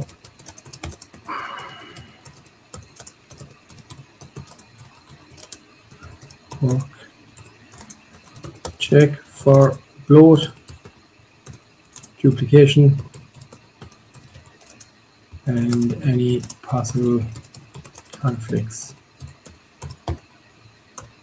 And again, like I say, guys, being able to articulate and knowing what to say. And a lot of the time, this just comes from basic experience, just using the software and failing or having issues all along the way. And you eventually, learn what is the most efficient way to communicate with it. And of course, adding these new planning modes, architect mode, all those different things help dramatically in doing that. But of course, experience, knowing how to articulate, and putting up guardrails and things is super important on the build out. Yes, yeah, it's very important, and to be doing it each step of the way, because trust me, when I started building stuff on this initially, it was a mess. There was no architect, right? There was no plan mode. No. And we built Moon or Dust with that. Yeah, exactly. So it was a lot more difficult, but Replit are, in my opinion, they're on it, and they're always updating and making it better and getting feedback, and I think they're monitoring everything that any person that's using it is doing, and they're figuring out ways to make it better and cleaner and all that kind of stuff. So our review came back clean. Here's the summary. Bloat, no dead code, unused imports, or over-engineering found. The architecture is intentionally lean, single in-memory state, WebSocket for real-time sync, minimal rest.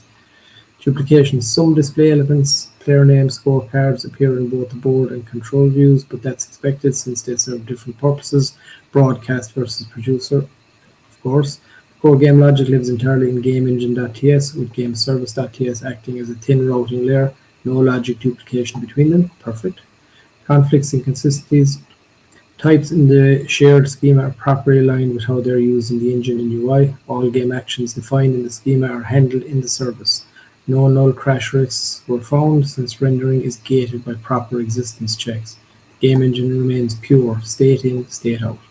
Minor optional improvements noted, non-urgent. If the UI grows, some repeated display snippets, like player score badges, could be extracted into shared components. Multiple control panel windows could theoretically send conflicting actions simultaneously, but that's an operational concern rather than a code bug. Overall, the code base is in solid shape, clean separation of concerns, no meaningful bloat or duplication. So that's perfect. The multiple control panel window is kind of up to us.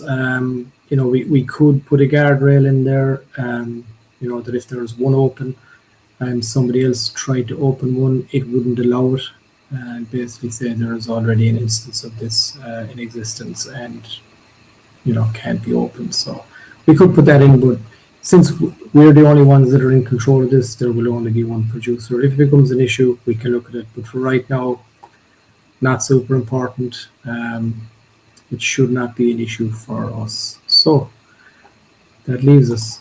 I can't wait to see this massive, awesome high card reveal.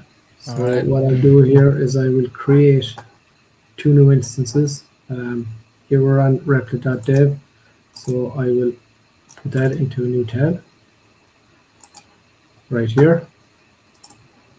And then here, just to recap, because we have the producer window and we have the live game board window. Here in the preview, here at the URL .replit.dev, for our control panel to show, we need to put in control here at the end of the URL. So once I hit enter, this is our control panel. So this is the producer panel here. So I will put that full screen as well. And you will be able to see that full screen right here.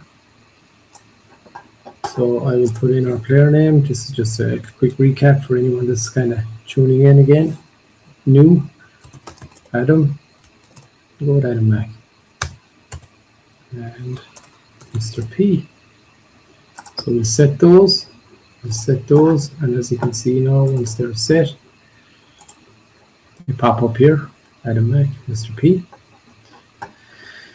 And if we just want to take a quick look here, we can see in the producer panel, we can start the match, and then it just shows the progress here. This is all just producer information that we have here. Now, obviously, these are going to look completely different by the end product. We'll have it all colored. We'll have it nice and easy to access, usually in a single window, so there's no scrolling or swapping around. We'll have some other settings and stuff as we kind of advance it a little bit more, but for right now, this works perfectly.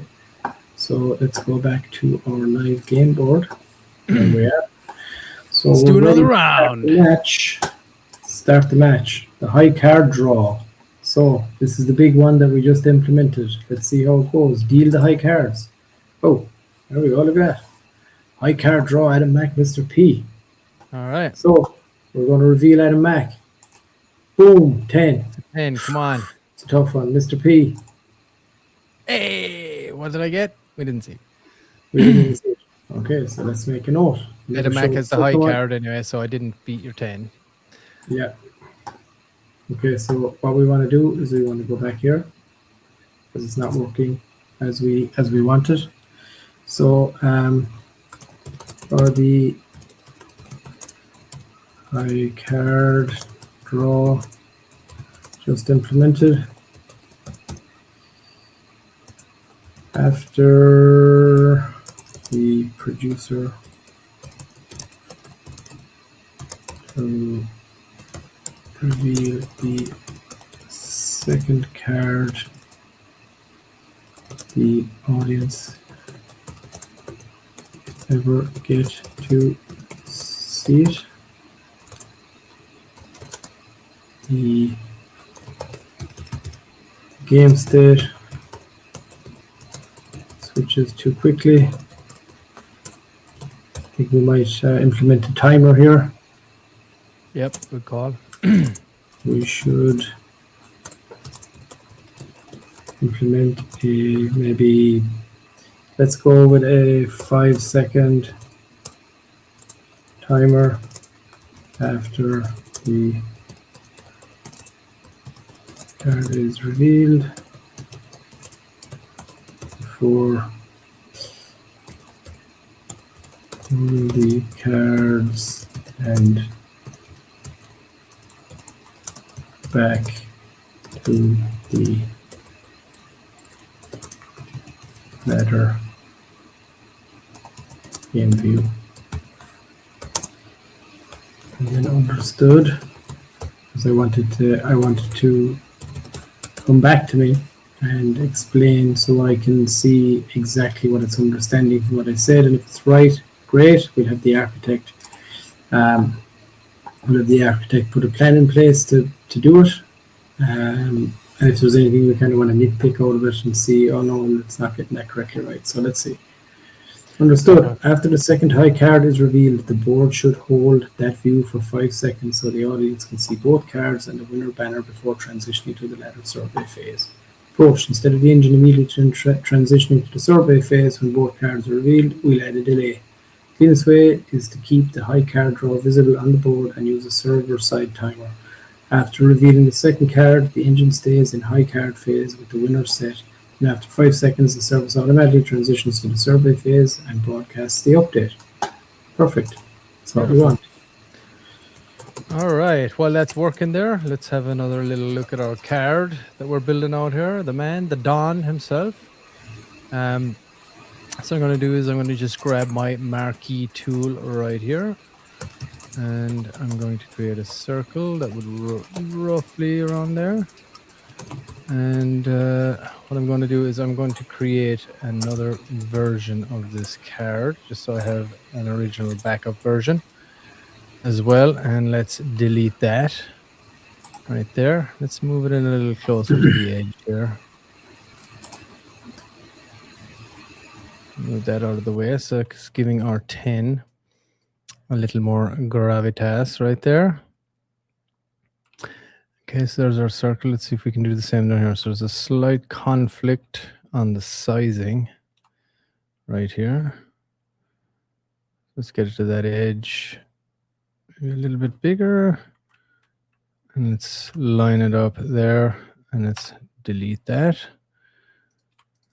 Okay, so there is a 10. So obviously now we'll tidy up these edges here in some way, shape, or form and get it a little more kind of, I guess, symmetrical. And we can always build our own lines in here too if we want, and continue that arc up. Let's say if we go like this, see that arc coming up. Let's move it up a little bit and shave that off. Just get it a little tighter. And let's do the same down here.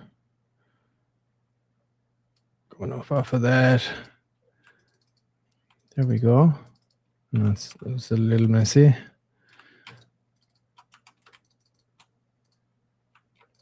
Okay, let's look at something like this maybe. Just to straighten up that edge a bit, of course. Okay, so there we are. It's a little tidier right there. We can always just even potentially just cut this whole section out if we wanted to, just to make it look a little bit better. Let's see how this looks. I do want to keep the smoke, but I can pull that from the one that I backed up. And what I'm going to do is I'm going to take this guy. Just going to hide him really quick.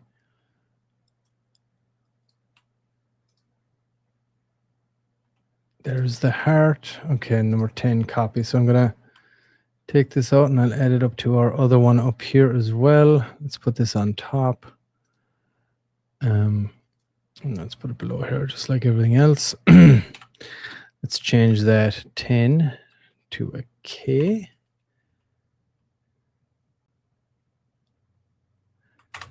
There it is. Okay, and what we can do now is, hold on, that was incorrect from me. My apologies. Let's close that out and turn on this card right here.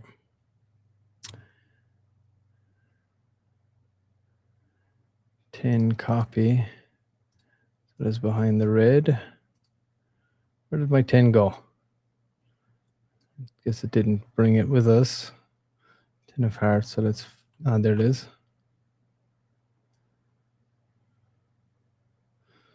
So let's pop that in there, and I will change that to a K. Okay, that's not too bad right there. We could potentially make our guy a bit bigger, but I'm going to grab all of them together so they stay.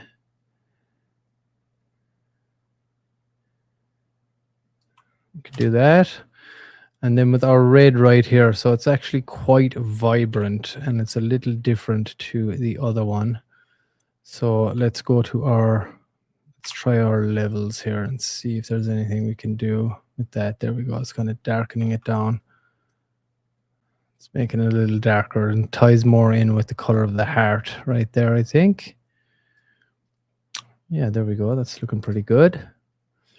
And of course, with this too, we do want to erase any of that red that is over this. So let's erase that. And we'll erase anything down in this corner too. Rid of these edges. Okay, and then we can take our 10 here. It's called 10, so let's call that King of Hearts. And we're going to duplicate that. And then we're going to transform it and rotate it 180 degrees. We're going to select it and move it down here to where we're at. I think it was around there. Let me just turn on my other ones that we have. Let's say the 10 of hearts right there.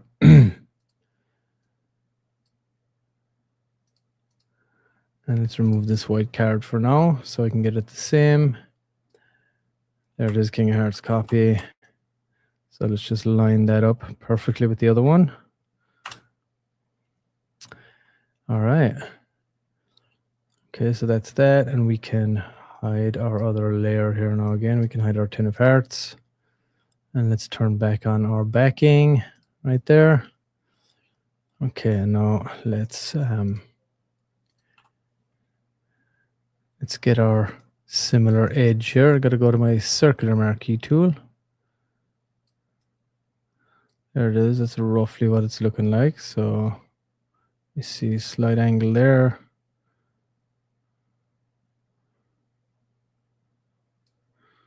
So let's do that. Let's select the card and delete that.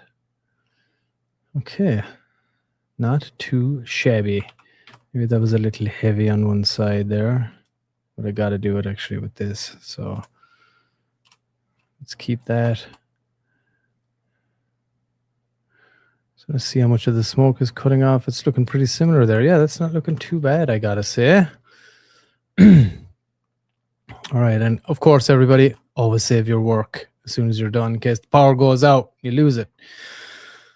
I'm going to tidy these up a little bit here too, these older card versions that we have, so I can hide them out. All right, I'm liking the king so far, I have to say.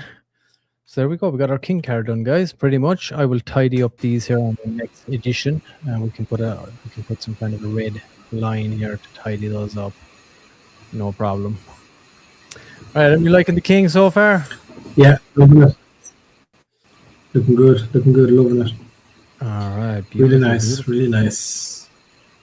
Look forward to seeing it on the game board. Oh, there's Rikoshi looking like Sherlock Holmes, Mr. P. Thanks for joining us, brother. Yeah, my wife got me some beautiful Irish cappings. She likes them. She thinks they're good enough. Because baseball caps certainly do not suit me. That's for sure. All right, everybody. So there is the king, the Don himself. We're going for the mafia style lore.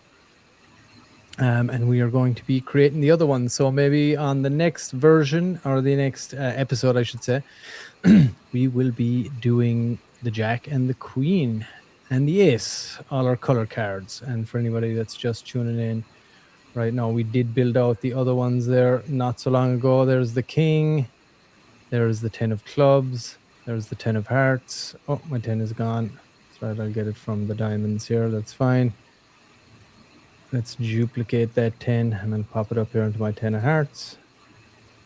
And there it is. Of course, I put it into the wrong one. In there we go. All right, and there you go. There was all the other cards, and of course our latest edition, the king himself. So yeah, we'll tidy up these edges and stuff on the next one, and let's see if we can get a game banged out before we close this out. We can get a round going. But yeah, everybody, there you go. Nice and easy. How easy was that? How easy was that to make a card? Okay, let's pop the Dawn down, and let's head on back to the actual build itself. Alrighty. So we were working on the revealing the high card at before the initial survey question. So it did add the new function, updated, all changes done. It ran its own test and it came up to a little bug that was happening in the tie scenario, that the timer wasn't being implemented properly when it was tied, and I think the cards weren't getting redealt properly. So when it was doing the test, the two cards actually tied, which worked out good. So let me rerun a test plan that handles ties properly. The 5-second delay is working correctly. Now let me get the architect to review and wrap up. So the architect reviewed it. Good catch from the architect, 2 issues to fix. Repeated reveal clicks could stack multiple timers. So if someone clicks something multiple times, the architect found that it would do multiple timers, and then you'd end up with an extended time delay, which we don't want. Timer isn't cleared on deal high cards, which happens on a tie redeal path 2, so it fixed both. Also clear the timer on deal high cards. Both fixes applied. Now the timer only schedules when the winner is newly set, wasn't set before the reveal. Clears any stale timer before scheduling. Also clears deal high cards, start match, reset round, reset match. All clean. Let me mark the tasks as complete. So we've completed them all. And let's do a refresh on our game board. There we go. And that also refreshed our producer window. So let's go.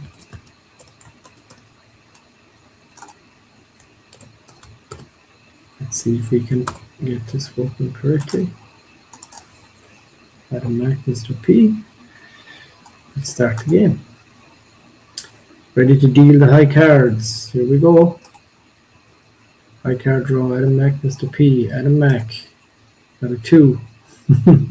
That shouldn't be too difficult to beat. Mr. P. It's a 9. Mr. P wins the draw. 5-second timer should have started. And there we go. Alright, so obviously we will make all that look super pretty, and sound effects and animations and all that kind of stuff, but you know, we're getting the game logic down here nicely now. So we do have our initial high card reveal now showing before the first survey question. Have a 5-second delay so everyone can digest it, and there can be a little bit of banter between the host and the contestants. And then it immediately transitions over to our first survey question and reveals the 2 ladders and the 2 base cards. So, round 1, survey question. Mr. P has the high card and answers first. So let's load it up.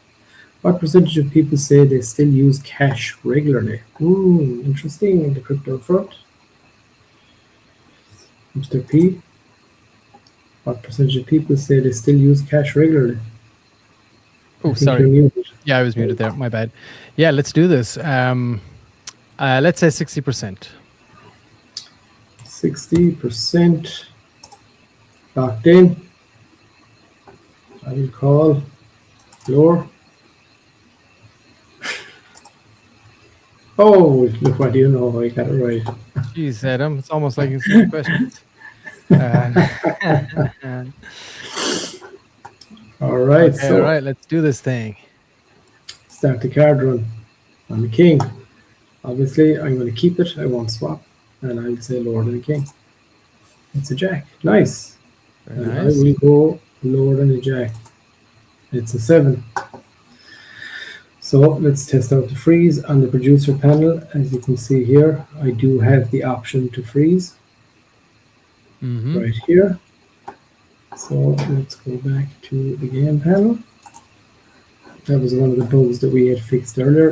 We were having an issue after implementing some safeguards with the freeze, where someone would have to get at least one correct guess before they could freeze again, or at least guess on the next card before they could freeze again. So I'm going to freeze. Yeah, Dracoshi, it's 70%, then that's super low, I know. And we are going to be integrating ChatGPT. Replit is the one that's actually creating these here right now. So we'll be probably on tomorrow's episode, we'll implement a ChatGPT OpenAI's API to come up with these survey questions for us. And I'm sure there'll be much more variety. There'll be a little better. So Adam, yeah, we're on to the next question. Is that right? You froze? I froze. You iced? You got iced? I got iced. Exactly. Oh, and that's another card we got to make, the ice card. Yes, that'll be fun. That'll be another color card. So that'll be cool. Okay. Yep. There we go. And I believe it is Mr. P's going to answer this because I was in control, correct? All right. Let's go again. Let's say what percentage of people say their breakfast is their favorite meal? Let's say 40%. 40% locked in. And see when I can see him. I will say higher, so we can play this out. 31%. Okay, sweet. I gain control, and let's go higher than the 2. Higher than the 2, 7.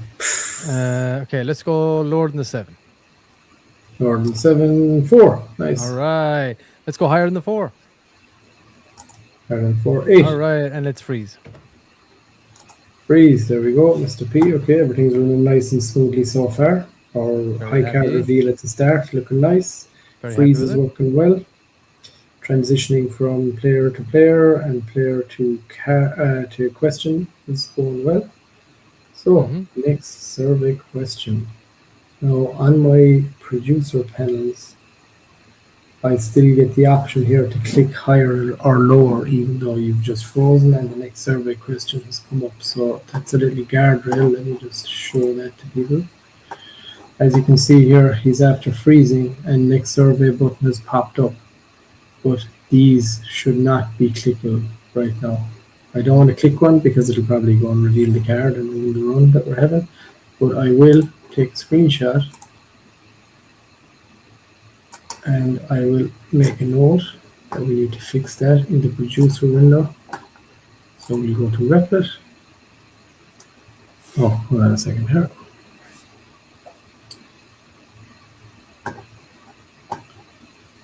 There we go. We've hit the AI token limit, so I need to make a payment here. 1 second.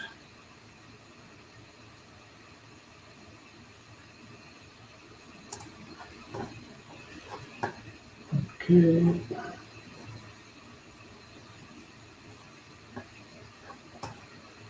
All right, while Adam is making a payment there, let's go back. Hold on a second here. What's that? We can run through the game. We can run through the game here while that's happening.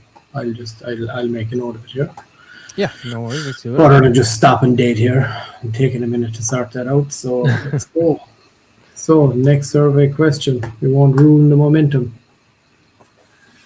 Next survey question. Here we go. Let's load it up. What percentage of people say they judge others by their shoes? We had this one before. We had it before. And it is your turn, Adam, to answer, correct? Yeah. Okay, so I'm going to say 60%. Dracoshi said this is very cool, right? Isn't it? Isn't it amazing how quickly you can do this with actually having to type 0 code? Adam, Yep. your guess is 60%. I will say lower. Speed calls lower. 45, correct. All right, regaining control, and let's swap out that 8. And a king, beautiful. Let's go lower than the king. And here, you can see here was one of the bugs that we had. I do not have the ability to freeze right now because you just swapped. Perfect. So I cannot freeze, which is what we wanted. So back here, we're going to go lower than the king. It's queen, nice. Go lower than the queen. And as you can see here, the option to freeze has now returned in the back because you made a guess correctly. Sweet. So that's Looking that good. working, right? So we're going to go lower than the queen. It's a jack. Oh man, nice. Oh, baby. All right. Let's move us over here for this final reveal. Let's go lower than the jack. Lower than the jack. 9. Round 1. Ah, Very one nice. round in the bank for Mr. P. I love it. I All think that's one right. apiece, Mr. P. Dracosh said, yeah, last coding I've done was HTML making websites, but I bet all that is obsolete now. It absolutely is. You can make websites using Replit as well, no problem. We actually built the Moonerdust website using that. We built many websites using it as well. Adam, how do you feel about being the first big time loser on the game show? Well, I wasn't. I think we're one apiece right now. Or we won one? All right, okay, good. I like it. Sudden death. We'll have to test out the final round. So upcoming. Let's just give this a little check here because I don't think we went past this yesterday. So we can move to the next round. If you look here on the producer window, we have Mr. P wins round 1, next round. Mm-hmm. So let's see if it actually let's resets keep the going. cards correctly. Let's see what happens. Yeah, we're just at the 2 hour mark here, so we can go a little over the top here. And Okay, just so test it's it out. it's looking to deal the high cards again here for the start of this round, which I think is good. I like that. I think we keep that. Yeah, I agree. I think you start fresh and fair every round. Yep. I like that. I like that approach for sure. Okay, deal the high cards. There we go. We'll reveal Mr. P first. A 10. And a Mac. 2. Mr. P wins the draw. All So right. the question goes to Mr. P. Everything. Let's go back to the main game board for the audience. All right, here is our very crass looking game board here without any fancy graphics or anything. But yeah, like we said, we're getting the whole fundamentals and the logic working correctly before we do anything. So let's go. Okay, what percent of adults say they enjoy cooking at home? I'm going to say 60%. Let's go with 60 for this one. 60. Locked in. And because I can see the answer and you won the last round, I'm going to say lower. You're going to cheat, basically, is what you're saying. You're going to cheat? All right. But I don't have much choice. No. Hey, Dracoshi, bro, we need you up here tomorrow to play in the game against someone, so you can't see the answers either. And we'll have a good run. Anybody else in the chat that's willing to come up and test it out with us live, that would be awesome. All right. So Adam obviously cheated and won the question there. So now he's going to gain control of the board. And I will swap it out. I'll take the king. And let's go lower than king. 5. I'll run with it. I'll go higher than 5. 6. I'll go higher than 6. Ace. Boom. Right. Lower than the ace. 8. I'll freeze. All right. Play's coming back. I got a chance. All right. Next question. There we go. What percentage of people say they can go a full day without checking social media? Got this one already before. I'll just go 60% again. Whatever. Until we get these questions locked in properly. 60. Yeah, brother. Yeah, SFC Dracoshi. Come on up here, brother. It'll be a little bit of fun. You don't have to go on camera if you don't want, only for when we're running the actual main live game show. We want people to do that. But for the testing purposes, anybody can come up. Yep. We look at your PFP, that's fine.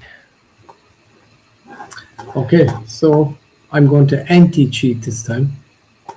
Okay, good. Thanks for giving me a shot. He said 60. I will say higher. 38. All right, 38%. Control for Mr. P, and I will go lower than the ace. Okay, and as you can see, our frozen tag is staying up here for me, as it should do until I regain back control. So that was one of the other things that we looked at. Okay, so higher than the ace, you said, is it? Yeah. All right, lower than the ace. Let's do this. Bull on the ace. 10. Nice. Let's go bull on the 10 as well. You mean bear on the 10? Oh, sorry, bear on the 10, derp. Yes, bear on the 10. 9. Let's go bear on the 9. Lower than the 9. 9, Jack. Ew. Ah! All right, Okay, okay, that wrong goes. call. That's good. That's the Working first time good. we see that wrong call too, I think. We've been playing very strategic up till now, so that's good. Does the X, move back, leaves me where I'm at, and we're moving back to a question to see who's going to gain control next. In which case, Adam is going to cheat, and then he's going to win. Taking turns. It's all about Yeah. the run. Drakoshi said, go on cameras, Drakoshi. Absolutely, brother. If you got a nice Drakoshi mask or whatever it is, yeah, put it on, dude. Turn on that camera. It'll be a lot of fun.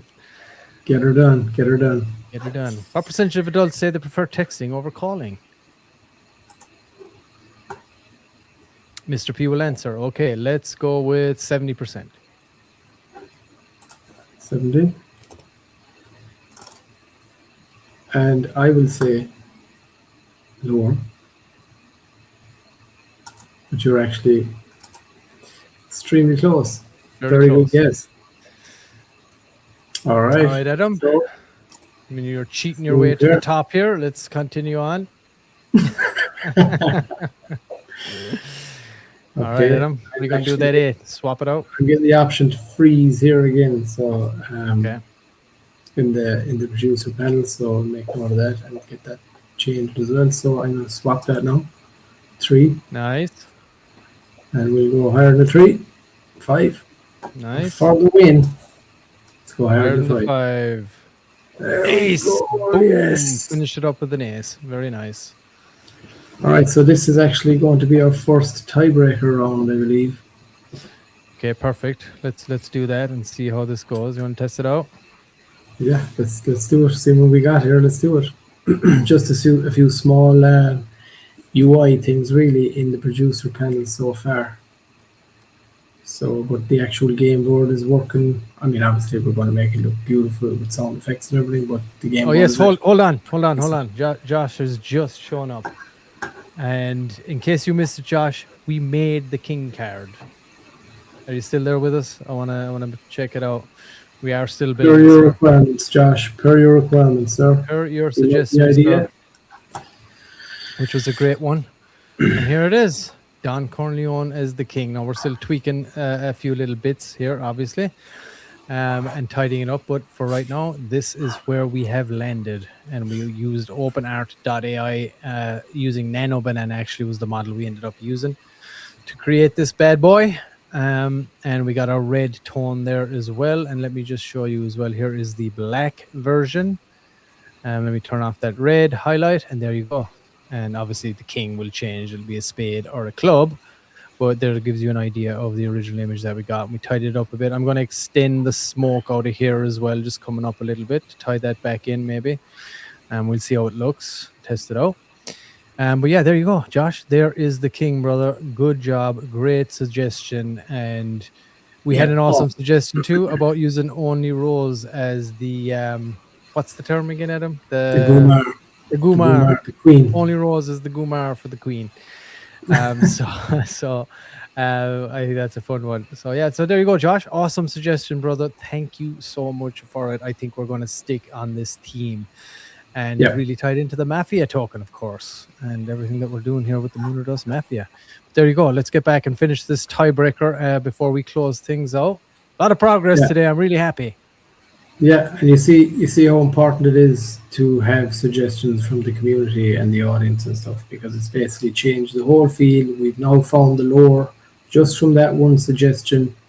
We found kind of how the whole game is going to feel, how it's going to tie into the token, all that kind of stuff. So it's super important to get everybody involved and all that kind of stuff, you know. So Josh, we want you up here as well. Josh,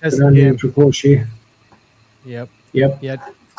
And who had the suggestion for only rows? Are they in the community? I think they are, but they didn't have their profile set up here on Pump Fun, so I wasn't sure who exactly that was. I can't remember all the wallet addresses and the letters at the start, so you got to either let us know what your name is if you haven't your profile set up, or set it up, and that way we can address you correctly. But yes, Josh, it was a Capped AI that came up with that suggestion. That's right, Cap, you the man. Thank you, brother. Yep.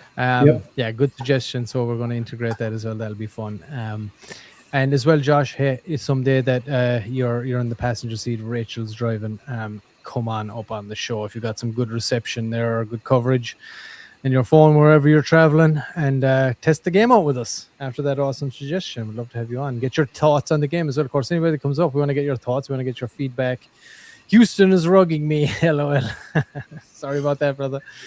But we'll get you up, of course. All right, let's go to this final round here. Let's see. Tiebreaker. A tiebreaker banner or something. Let's see. Sudden death, high card draw. Look at that. All right, let's see it. I'm looking at the game board here now. Let's see what we got. Okay, deal high cards. Here we go. All right, Adam Mack, you're up first. Deal Adam Mack. King. Nice. Rigged. Adam Mack wins the draw, and we move over, and obviously our ladder is much smaller now. This is a run to the end, right? So we can't. Oh, Josh, by the way, you got to wear your fanciest hat, sir. That is a criteria. Yeah. All right. So let's go, Adam. Next survey question. Let me move us over here to the right so we can see the question. Yeah, and as you can see here, this is a shorter ladder for sudden death. So you can swap so the way this is going to work is whoever gets the question right decides whether they're going to run it with a swap or the other person needs to run it to the end. One false guess and you lose, right? Okay. And it's only 5 cards in this ladder. 5 cards in the ladder because you got to do a clean run. All right, so let's go to the question. It's tense. Oh, what percentage of adults have invested in crypto? I'm going to say that's low. I'm going to say 20%, probably less. I think it's me answering, isn't it? Oh, is it you? All right, go ahead. Well, I got the high card. That's right. Yeah, that's right. Go ahead. Oh, I'm actually not going to look at the answer. I'm not going to look at the answer. Okay. All right, do it. I'm going to say, my hand is blocking it now, so I haven't seen it. I'm going to say it's probably low enough. That's what I would think. I'm going to say 15%. All right, I'll go lower. Shits and giggles. You're going to go lower than 15? No, I haven't seen it. I swear I'm not cheating for this one. Okay. Lower. Reveal the answer. 21. Oh, higher. All right. Higher than I thought, to be honest. Yeah, I don't believe it. But don't worry, we'll be integrating the ChatGPT API in order to hone in on these questions and get them a little more intuitive, a little more realistic and things like that. Right now, Replit is just creating these questions itself. So we'll do that tomorrow on tomorrow's build, integrate that API. But let's run through the sudden death round, Adam, before we wrap it up. Yep. All right. So what do you want to do? Are you starting or are you supposed to say I'm to run? It didn't give me an option here. Okay, so that's something we need to add in. Obviously, you decide if I'm to run or you're to run. Yeah. Okay. In this situation, if you had the option, what would you choose? Tough one, because I got a shit Midland card and you have a really good base card. You'd go for it yourself? Just because I had a good run on the last round, I'd probably be feeling a bit of momentum on my side, so I might take a stab at it myself. All right, well, Seaman, that's what we have to do. Let's run it. All right, let's see. You messed this up and I win. I hope you know that. I know. I'm going to keep it on higher. Ouchie. Damn. Okay, I'm just going to go higher than the 8. And that will be the victory for Mr. P. Very nice. He wins the match. All right. Very nice, Adam. Good job today on it all. Yeah. Of course, a lot of progress made. We got our first color card down. And thanks to an awesome suggestion from Josh as well, we kind of got our lore and our theme and our tone down. So that's great. And of course, just give everybody another quick look here. We got the King card sorted as well. There it is, using Photoshop and OpenArt, Nano Banana to do that. So yeah, we got that and we were able to play all the way to the end. Minor one slight little bug there at the end where Adam should have had the option to choose whether he's to run the ladder or I have to run the ladder after winning the survey question. So that'll be something that we will focus on tomorrow, and we will work on another color card. Maybe we'll work on only Rose tomorrow or the Queen or whatever, and test that out. and see if we can lock that in. And that would be 2 of the cards sorted. And I will continue to work on just the regular cards from the 2 to the 10 myself in the meantime and get all those dialed in. And I mean, after that, we can kind of start looking at some more aesthetic stuff and, the actual game board, the background, finish up the cards. And then of course we also want to create a logo. We need a name for this. And I like the Mafia direction. So maybe we tie the name into something Mafia related or whatever. But everybody, that's your homework for this evening. Go and think long and hard about it. Yep. And go and come back with some awesome suggestions. I'm sure we'll hear a few good ones now that we've kind of honed in on the Mafia side of it. So, I mean, I know most people would think it's pretty obvious we should have done a Mafia theme, but we were kind of thinking crypto side of things, like Moon or Dust, like the game show we had done before, keeping it at that. But I really do. I think I prefer the Mafia direction here for sure. And of course, anybody that is watching, you can go back and check out all our previous episodes down there in the previous streams. We also upload them. If you go to our website, moonordust.media, they're all there in a nice tidy little bundle for you to check out.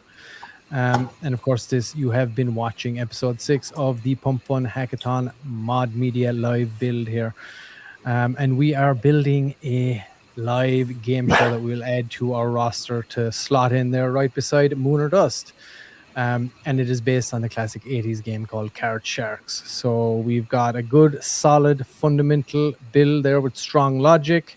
Code is all nice and tidy from using the Replit agents and architects, and the plan mode, of course, in there as well is very, very important. We also used OpenArt.ai today, and of course, we did use Adobe Photoshop. So those 3 softwares used. Oh, let me not forget ChatGPT, of course. You just use it so much, you kind of forget about it. But all of these softwares, anybody can use as well. As some of them have subscription models, obviously. But at the end of the day, if you're talking about getting a subscription for Replit, the cost to produce something like this or create something like this before AI was massive. You have to hire a development team to build you out something like this. You would, double figures, thousands, like 10, 20 grand or something, to build apps and build this and that. Whereas these days, it's tiny. Like the overall expense, if you add in even all the subscriptions that we need, like my Adobe Cloud subscription, Replit, OpenArt, it's all comes in so much more cheaper than if you were to do this a long time ago. Plus, you can build it a lot quicker, way quicker. I mean, you'll probably be south of $500 to build this. Yeah, $500 to build this entire thing. So once you got the skills and a little bit of cash lying around, you can do it. Anybody can do it. And if you know people that are interested in doing this kind of thing, want to, cut their teeth and get involved and see the process, tell them go down and check out the episodes here, or go to the website, moonordust.media, check out all the episodes there under the Hackathon section. And I think that is everything, of course. We will be back again tomorrow. We're going to have the game show, then we're going to have the trending show, and then we're going to have the next episode 7 of the Build in Public Hackathon, and we'll continue building out this game. And hopefully we have a few people who might even come up here and test it out with us as well, have a few fun games. And of course, we did release a tweet recently too. So for the trending show tomorrow, we might actually have another one of the Pump Fun Hackathon entrants on the show to tell us all about what they're building. At the moment, we've had some great reception for it. And our apologies if you were not tagged in that tweet. Just hit us up in DMs if you're in the hackathon, and we're happy to schedule a time to come on the trending show, tell our audience and everybody all about it. And of course, we're going to clip out those specific interviews, and we're going to post them across all our other socials as well after the fact, with totaling over 200k subscribers across all the channels we post across. So please hit us up, and we want everybody to have a good resource where they can see all the projects and hear straight from the devs themselves as well, built into the site once we kind of start accumulating those interviews, so everybody can understand what the competition within the hackathon is like, and give them some airtime. And you never know, if you're watching, you might even find a little gem that you like too and you want to get involved in. So hit us up in DMs, everybody, and anybody else that's watching, go and check out our website, moonordust.media. Get an idea of everything that we're doing here, everything we have going on with our ecosystem. Of course, everybody get on over to Ape Church. Get ready for Rico's Revenge, which is going to be dropping very soon in the coming days, hopefully. But yeah, Adam, anything less, anything you have last, I should say, before we sign off? You want to say it to anybody? Just thanks everyone for jumping in. Josh, Drakoshi, Capped AI, and any other wallet addresses. Any other lurkers? The other lurkers. Taz, I think, was in us at one point. Mr. Bitzel was in. So yeah, appreciate it, guys, jumping in and because giving us fresh ideas and stuff like that, and just engage, and it makes the build all the more fun. And all that it goes a long way. So yeah, sure, tune in tomorrow. Can't wait to keep trucking along here. We're kind of making progress pretty quickly now, especially now you'll see Mr. Peel start churning out some really good graphics pretty quickly. Once I know how he operates, once he gets that lore in his head, he just immediately goes down the rabbit hole, and there's stuff's just going to start flying at us. So be ready for that now that we've kind of found it. So all we need now is the name. So, yes. But yeah, appreciate it, guys, and looking forward to the next episode tomorrow. Yeah, and of course, anybody that does want to get involved with what we're doing here, you've got the Mafia token right down there. 10% of the supply has been locked for 1 year as part of the criteria here. So you can pick up a bag of that if you like, and share the vision of what we're doing here as well. And the token, of course, helps everything we're doing, helps our chance in the competition too. I know they're not super strict on the market cap, but of course, the better it's doing, the better it looks. So if you do share our vision here and you want to get involved with what we're doing, go and pick up some of the token down there as well. All right, everybody, it's been an awesome one. Again, go and check out our website. Much love to you all. We will see you back first thing tomorrow at noon PST with the live game show. After that, we will have the trending show, and then we'll be back for episode 7 of the Pump Fun Hackathon live build. And until then, you can watch here just on the outro the submission video that we put in for the hackathon as well. Narrated by the one and only DeFi Shaun, host with the most over there. All right, guys, much love to you, and we will chat soon.